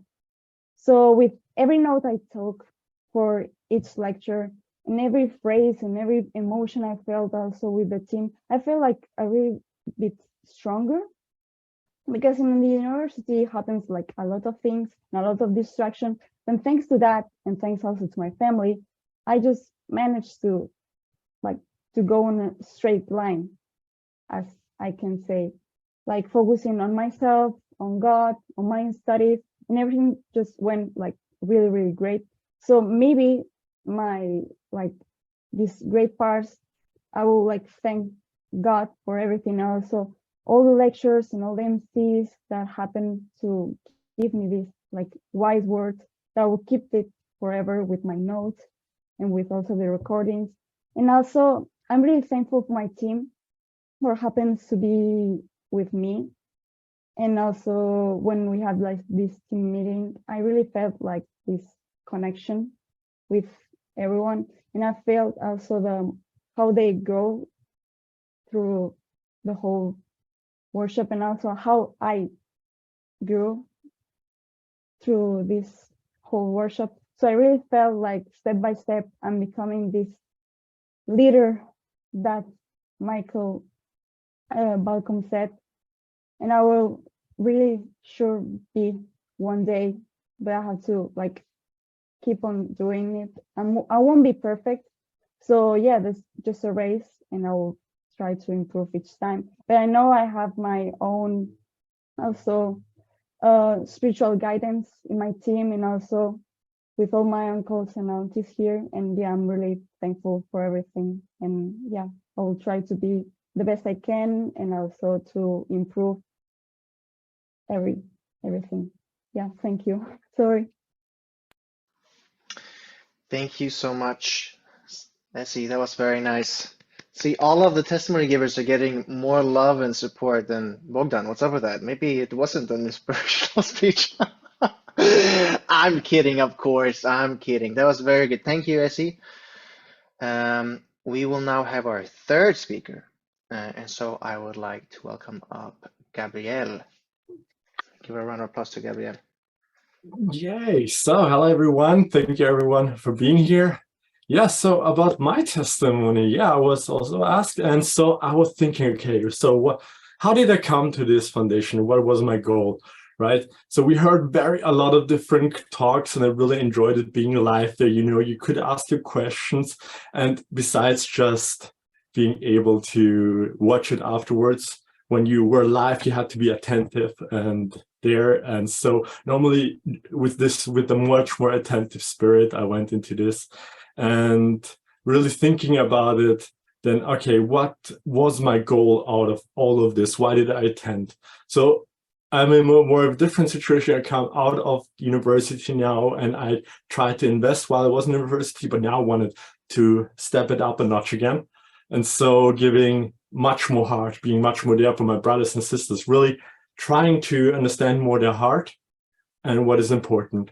And so the first part I learned, one thing that I wanted is to gain also more knowledge about a lot of topics, to be there for my brothers and sisters, to give them some really deep advice if they have struggled in their life. Like one thing that really stuck to me is, as a leader, you don't want people to look up to you as, you are their leader, but, you are the brother who they can come to and listen to. So, and this was something that really also one part that stuck to me quite a lot in this whole session. And as a brother, I want to support everyone around me. And so being then a Team 5 team leader, I was given this special role that I wish everybody could experience one day, really, to have the opportunity of always caring for your brothers and sisters. And in the beginning, it was a little bit tough for me because I have my certain way of doing things. And this is not something that sticks with everybody immediately. But I realized, okay, my attitude was not right, my way of like doing the homework, even just how am I fulfilling the homework, and how can I inspire my brothers and sisters also to do it. And then I tried in this part and really learned a lot through my brothers also in my team. Like they shared so much insight, or not only from the talks, but also through what they experienced. And it was just amazing, because as a leader, you not only want to give, but you want to be an example. Being an example is also listen and being there for them.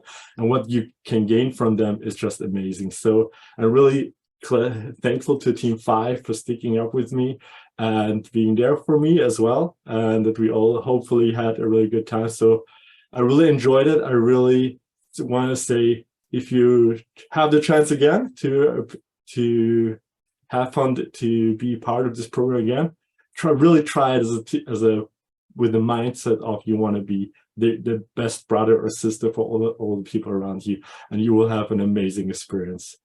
So thanks for that, and back to you, Peter.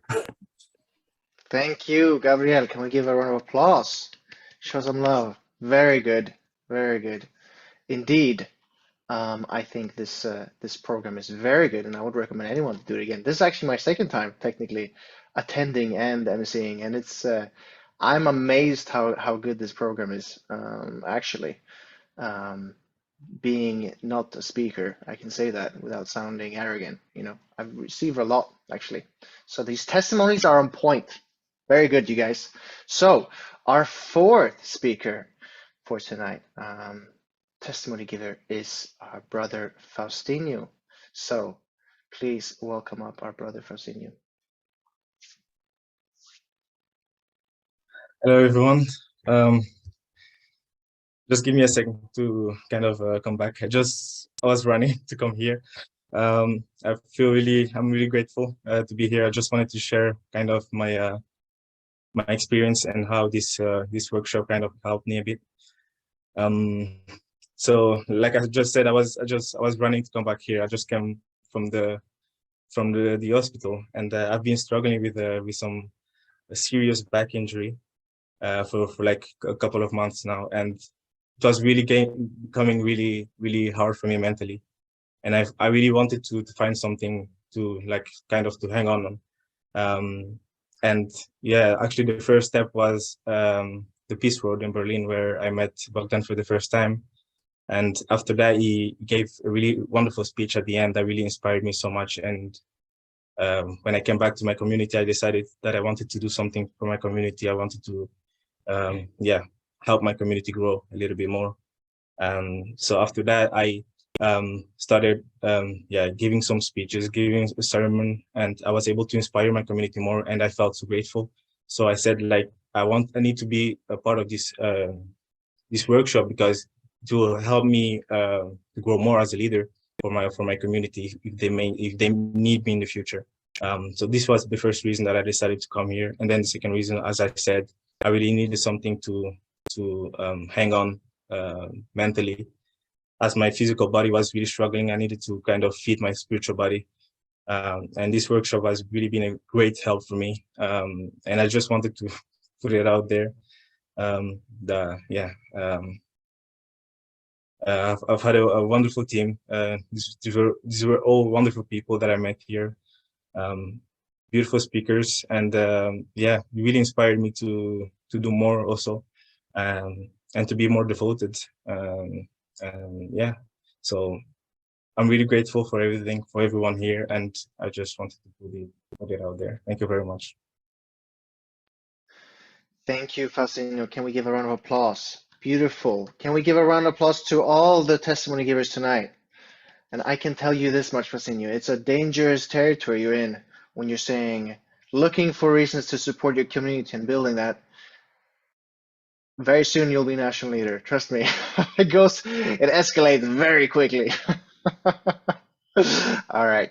Well, I look forward to that day when your community will receive your help even more.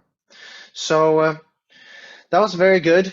I think our testimony givers had something really good to share, but I think all of you have something really good to share. And so we will now have a final team meeting within the compounds of this foundations. You can of course meet afterwards, but during this time we will have a final team meeting. But before that, we will sorry. Before that, we will have reflections.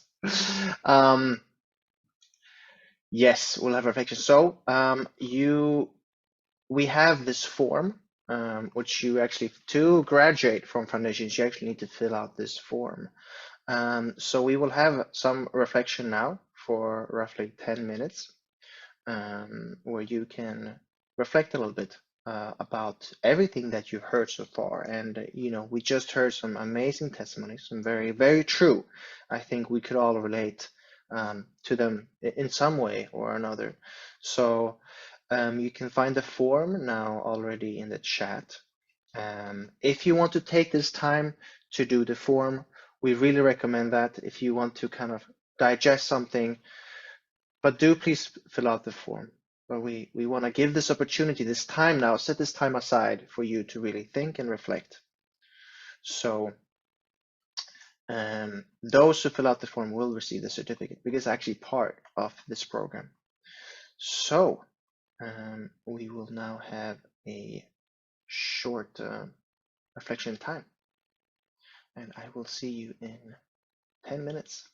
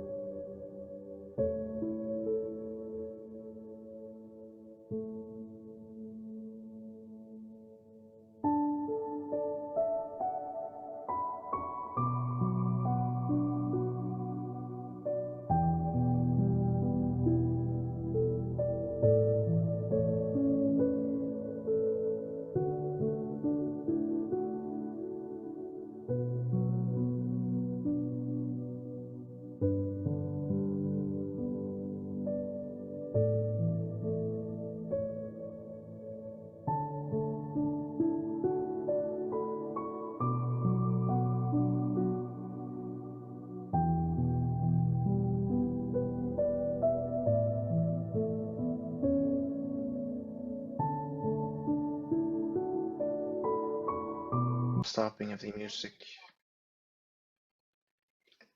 As I was saying, and as with the stopping of the music, so does the reflection stop. It seems like we'd all find a very good atmosphere to think and reflect, and that sometimes is very hard, to just stop and think about what have I learned, how have I grown, and how can I continue growing. These are difficult questions sometimes, and it's good to take time for that. So I hope you can find some more time, because 10 minutes is a very short time. Maybe find some more time tonight or tomorrow to really think about everything that you have learned.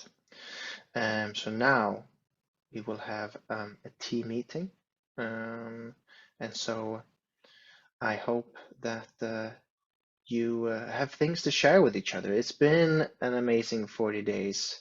So tonight we would like you to talk about well, actually, we have just talk. No topic itself. Just enjoy each other's company now, and share some experiences or not. Talk about Bogdan dancing, whatever it is. It's up to you. So we'll have a short team meeting, roughly 15 minutes, and you know what team you're in, so you can jump into the breakout rooms, and I'll see you very soon. Well, They come back now. Oh yeah, there we go. All right. Welcome back. Welcome back. I can only imagine that you had a very good sharing just now with your team, and it's also nice to see all of your videos on. Hey, how about that? Very nice. All right, so next up is family evening, and I know all of you have prepared some really nice skits and some really nice videos to share with the rest of us, and I look forward to this very much. So I think we'll just do them in the order of the team numbers. I think we can approve with that. So we will now start with team number 1.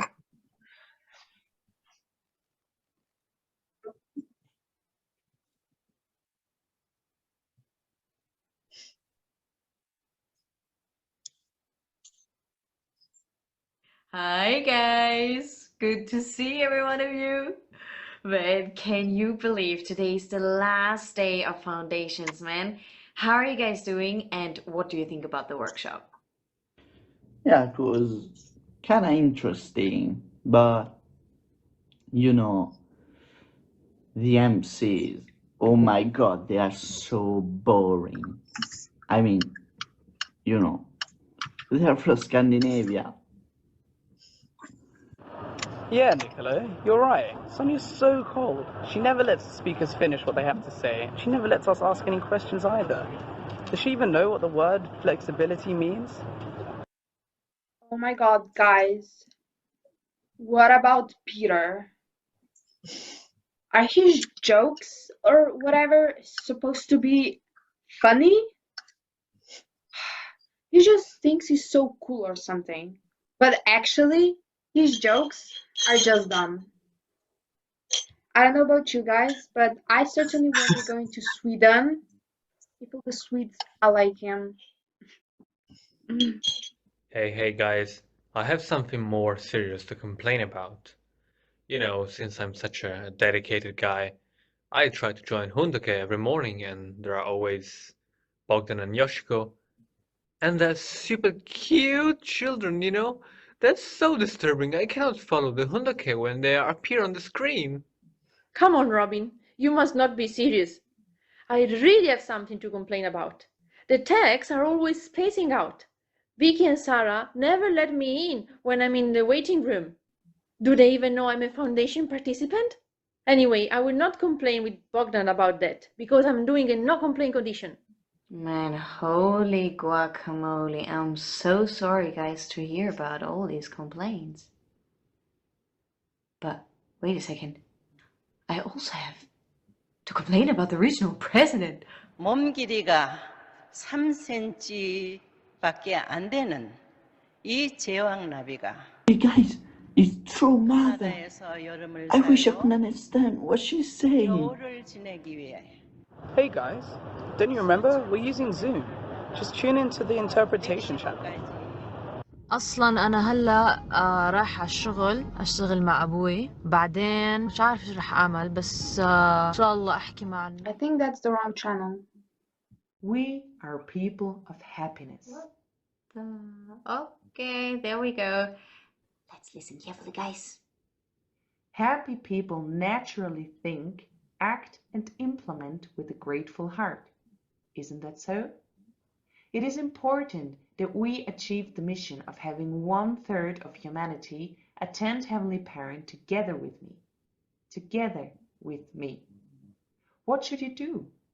Have a grateful heart every day. You must create many such instances when we can spend time together, as we are doing now, working to fulfill Heavenly Parents' wish through parents' wishes and the wishes of all people. Please work as one. We will unite hearts with Mother and all the central figures and build the kingdom of heaven on earth. Love everyone throughout the world. Oh, give them the love that I give you, oh my little. Wow. Keep it to the form, guys. That was rough, okay? So I don't know what to say. That's I've never had anyone be that straight with me before. This is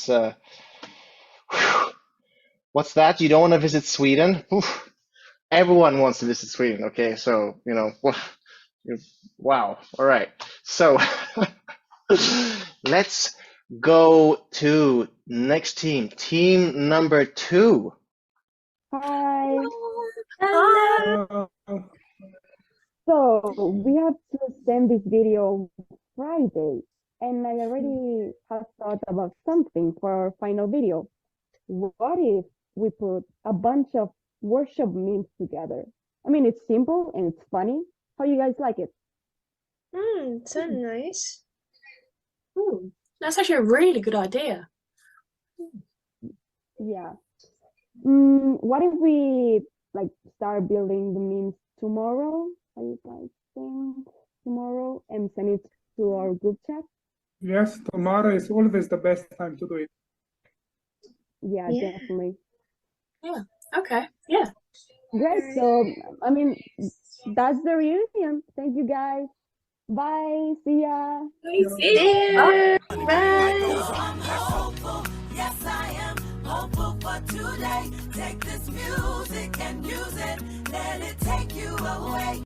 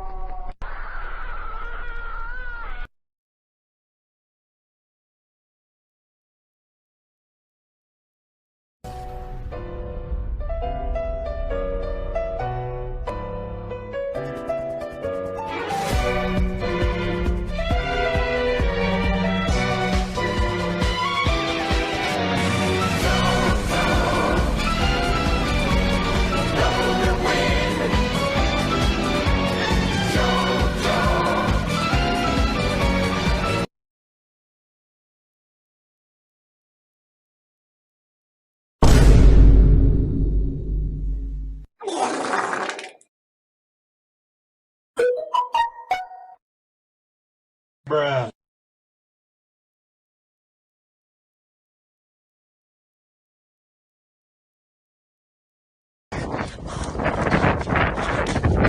Wait for me, guys. Wait for me. Yes, I am hopeful for today. Take this music and use it. Let it take you away. Oh, amazing. Wow. I have to say the videos so far have been great. That was a ride. Um I've lost the words. I don't know what to expect there. Um so let's see team number 3. What I could learn.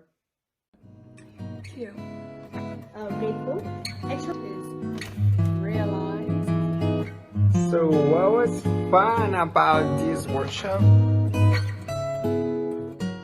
What I could learn is that I'm not as far as I thought I would be, but that it's also important to just push through sometimes despite difficulties. Well, it has been a great pleasure being a part of this workshop and getting to know many new people. It was lots of fun. During this workshop I had a few bad days, so during this session my positive energy came back and that really helped me. Yeah, so I felt God's love through the people. First of all, of course, I'm really grateful for Heavenly Parents and True Parents that gave me this opportunity to be in here. Also, I'm really thankful for the elder brothers and sisters that have been sharing their experiences with True Parents and Heavenly Parents. I've learned too much about those points. Also, I'm really grateful for my team. They have been really supportive for me, and I'm really grateful for their different characters that they have and also their hearts. This program has been a huge realization in the sense that, well, look at where we're all from.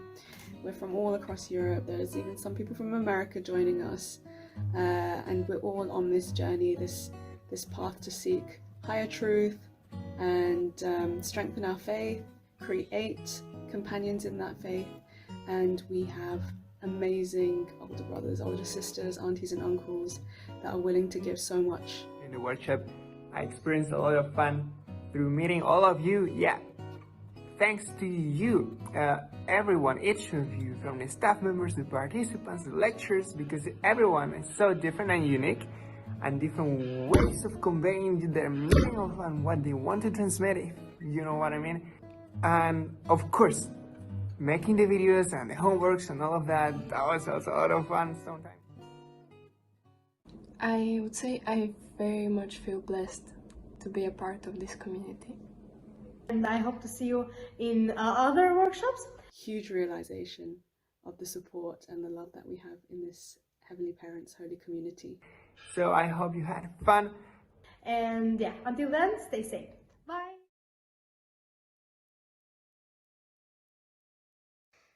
Yeah, to just go forward. All right, thank you. Very good. Team 1, take notes. That was gratitude towards a lot of effort, you know. Just wanted to shout that out there, you know. Some people appreciate the work we do, you know. So, so next up is Team 4.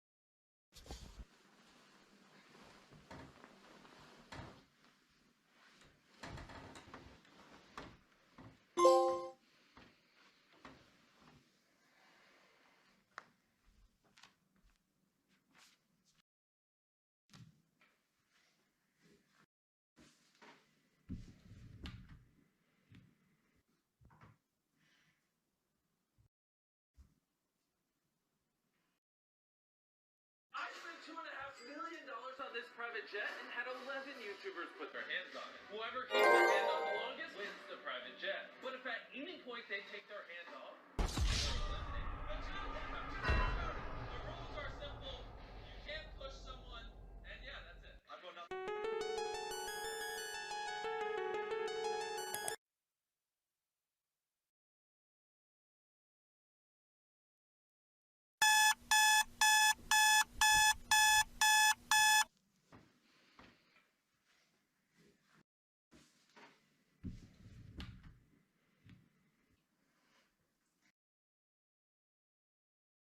Hello everyone, welcome to our daily homework kit.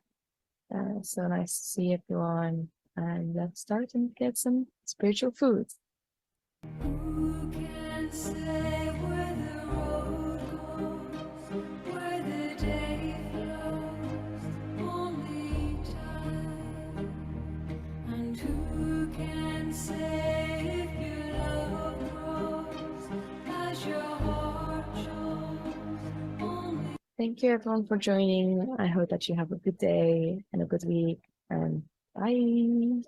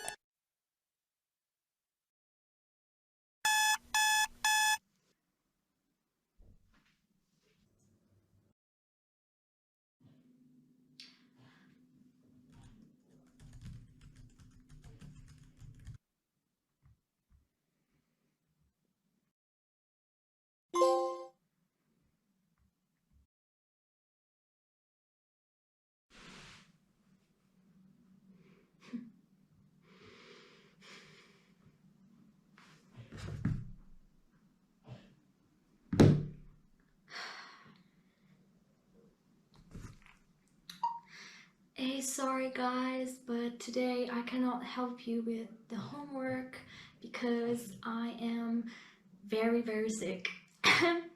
Sorry.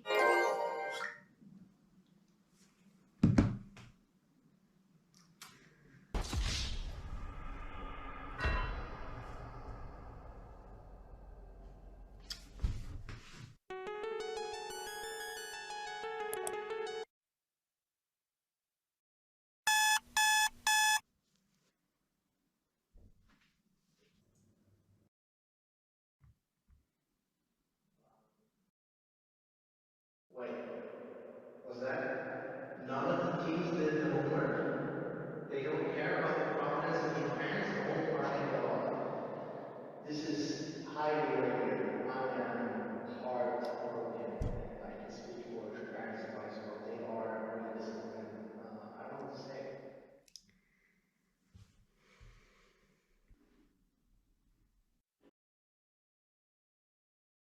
Hey, should we start working together to complete the Hyojung homework on time?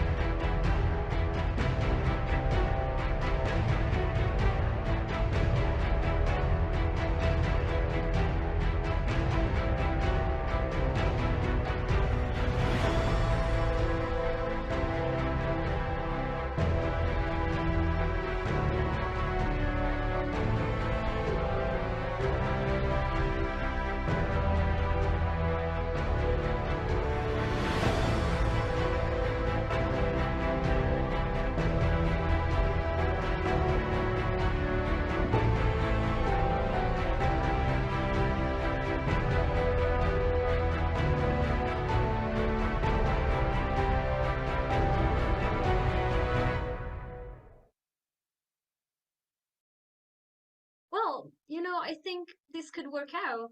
Should I send it in? Yeah, thank you so much. You did so much work. You did good job, Nausicaa. See You're you. welcome. See you in the call. Bye. See you in the call.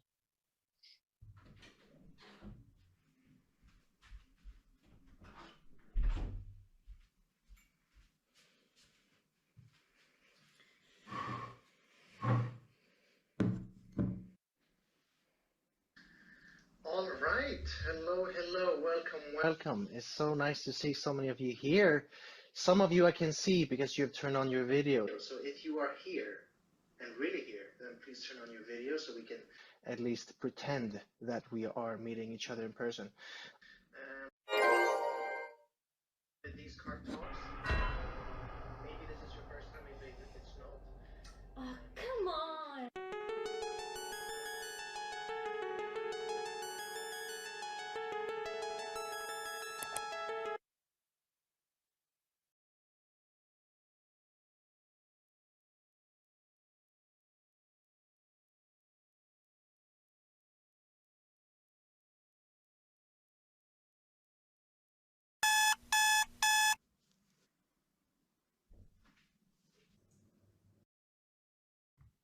Thank you so much. You did so much work.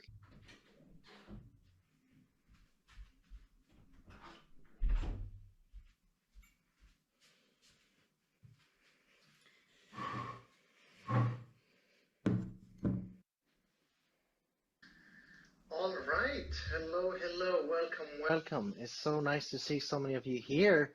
Some of you I can see because you've turned on your video. So if you are here and really here, then please turn on your video so we can at least pretend that we are meeting each other in person. So with these card talks, maybe this is your first. Thank you so much, Uncle Hug. Can we give a round of applause? I don't think we've ever had a speaker cover.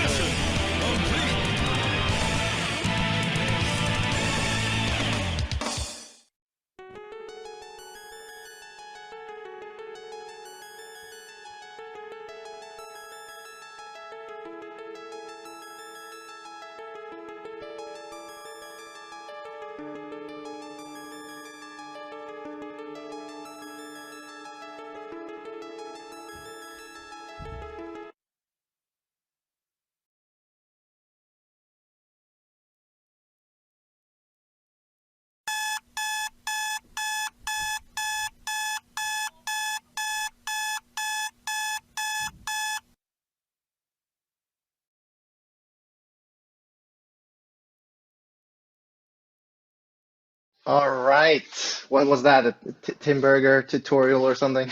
That was really good. I was so sure that at the end when turn on the video was going to be like a no.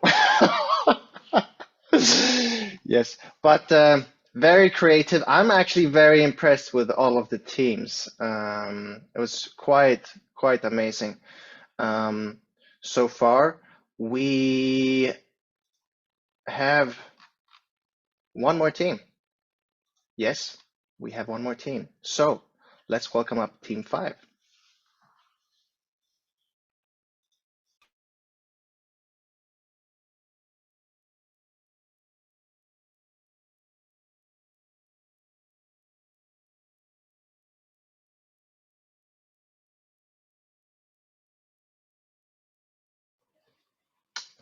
Let's welcome up Team 5. No, sorry. There we go. Let's welcome up Team 5.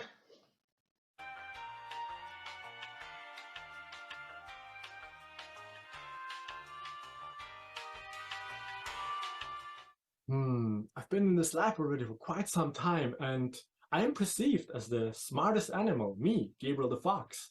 But for some reason, I feel like something big is lacking. And I may dare to say it, but I think I have to get off my high horse and start to ask other animals the question how I can become the best animal and fill the slack that is in my heart. And right on cue, I see Anna the cat and Mireille the rabbit. Hannah, hey Mireille, I have a question. How can I become the best animal ever? How can I be a good animal? Oh, It is a good question. I think you should be friendly, sincere, and helpful. And also, you should make a good relationship with all around you and make a good family to be example for others. Yes, I think it will be good to be a good animal. Ah, that's an amazing answer, Anna. I will take that into consideration. And Mireille? Maybe helping heavenly parents to educate humans is the way to go. Like what Kat said.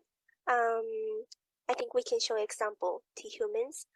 We the rabbits, we always stick together. And I also read on the newspaper that elephants and penguins, they always stick together as well, like us. And I read that they always help each other, their family, and their community.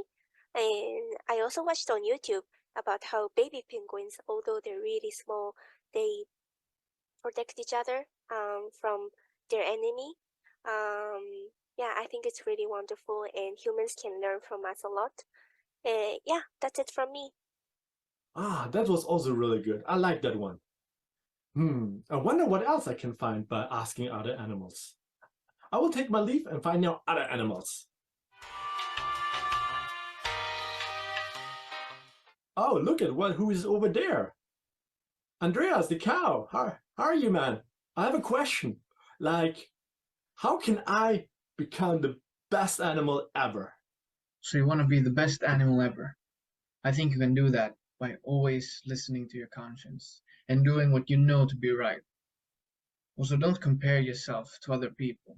Compare yourself to who you were yesterday and try to be better than that. Ah, that was also really good. Thank you, Andreas. I will put that also to my notes. But, you know, for some reason, I still feel like there is more. There is something missing so that I can really practice all these points that you guys gave me. So maybe I find also another animal who can teach me more.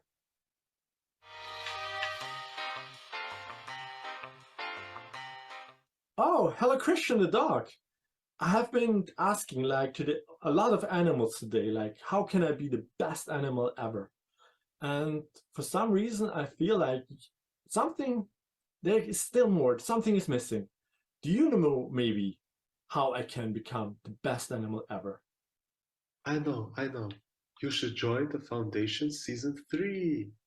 Whoa, that is mind-blowing.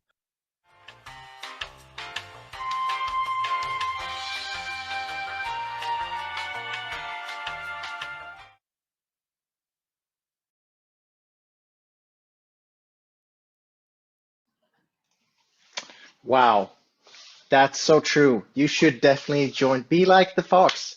Join season 3. I know Bogdan will be there, and we all love Bogdan. All right. Thank you so much for all the teams. We actually would like to offer something from the staff, and you all wanted to see Bogdan dance, so here we go. Here's a dance from the staff.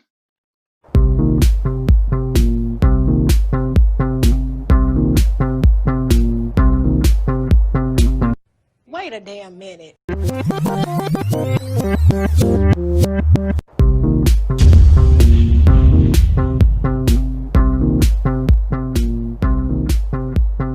범 내려온다 범이 내려온다 장님 깊은 골로 대한 짐승이 내렸다 몸은 덜숭덜숭 꼬리는 잔뜩 핫팔이 넘고 위에 머리 흔들며 전동 같은 앞다리 동화 같은 뒷발로 양기 찌어지고 새낙 같은 발톱으로 잔디뿌리 왕모래를 차르르르르 그치며 주홍잎떡 버리고 허리랑 하는 소리 하나리 묻어지고 땅이 툭 꺼진 한듯 차례 정신없이 먹으로 움츠리고 가만히 엎젖었다 범 내려온다 봄이 내려온다 송이 깊은 걸로 한 짐승이 전쟁이 내려온다 그의 머리를 흔들며 향기 쭉 찢어지고 몸은 얼숭덜숭 뿌리는 잔뜩 범 내려온다 범이 내려온다 속이 깊은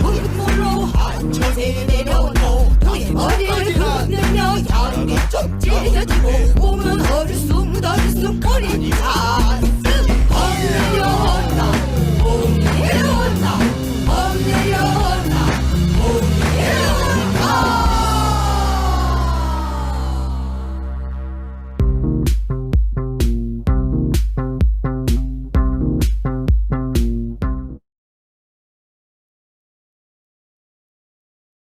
Wow, wow, wow. Maybe I do see what maybe Team One saw there. All right, very good.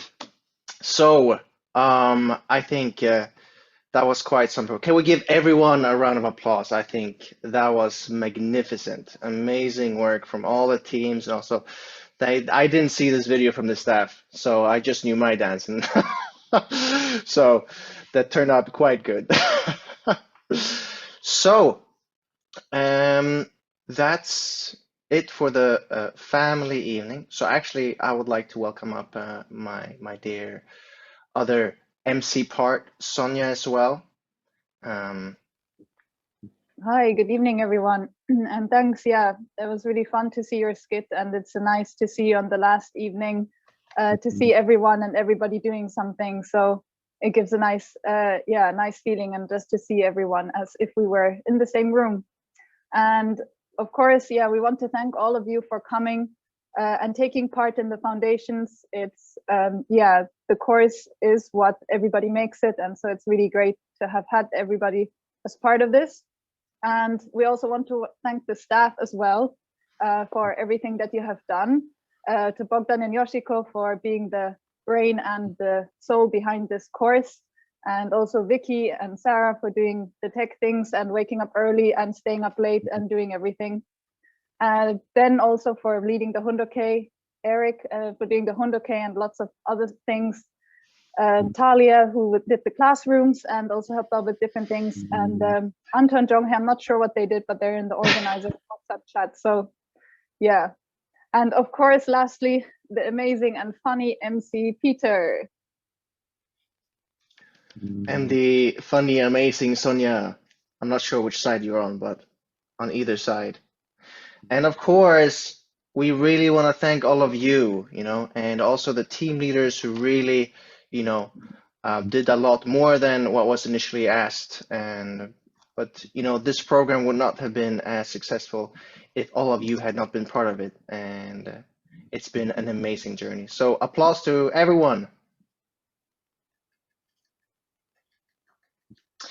So we would like to conclude there. Maybe I'd like to welcome up Bogdan for a prayer, if that's possible. Maybe one or two words. Is that possible? I see a child. I didn't hear that the baby was crying. So just prayer, I assume. Yes. Yeah, okay. Dear, let's pray. Dear God, our Heavenly Parents, dear true parents of heaven, earth, and humankind, we're so deeply moved and deeply grateful, our dear beloved Heavenly Parent, to be in your presence. Our dear beloved Heavenly Parent, we prepared this course, but on so many steps, although we were trying our best, but couldn't do enough, our dear beloved Heavenly Parent, we always saw that you are already there. And you are already with people, and you are already prepared everything that we need to succeed, and that we need to really share your love, our dear beloved parents. So, dear God, Heavenly Parent, to you belongs all the glory, all the honor, and all the gratitude, because whatever we do and however much we strive, you are already there for your heart, your protection, your guidance for all of our brothers and sisters here, and really for all of humanity, who is your children, our dear beloved parents. So we are grateful to have true parents. We are grateful to have each other, and we're so happy to have you as our Heavenly Parent. And we want to give all of this back to you, and want And we know and we feel that now when you saw these kids, that you felt joy with the creativity of your children and with the power and strength that comes with your lineage and the generations to come, our dear beloved Heavenly Parent. So we pray, our dear beloved Heavenly Parent, that we can all tap into this potential and manifest it beyond this course in our lives, in our activities, our dear beloved Heavenly Parent, and strive for nothing less than greatness, nothing less than purity, nothing less than truth, our dear beloved Heavenly Parent, because that's what you deserve and that's what we are. I would like to offer all of this up to you with a heart of gratitude and pride in you and in our brothers and sisters. I pray and report this in the name of everyone gathered here as blessed central families. Jew. Thank you so much, Bogdan. So actually, yes, Foundations program is over, and I know many tears, very sad. However, for those who are like not really quite there to let go, we will have some games for those that want to join. And so the games is open for everyone, Team 1 included. All right, last joke on Team 1. I loved your video. There are no hard feelings. All right, so for those that would like to leave, that's fine. I'll see you for Foundations 3 or in Sweden for the winter workshop. And those who want to stay for games are welcome to stay for games. So, but I want to say thank you, everyone. You're amazing. We love you. And those who stay for the games, we love you a little bit more. So that's up to you if you want to be loved a little bit more. So the game that we have prepared for you is Scribble.io. Scribble.io. And it looks something, my God, it's like nerve-wracking. So many people leave while I'm talking. I'm not used to this. People like to stay and listen to what I have to say. All right. The game looks as following. I'll share my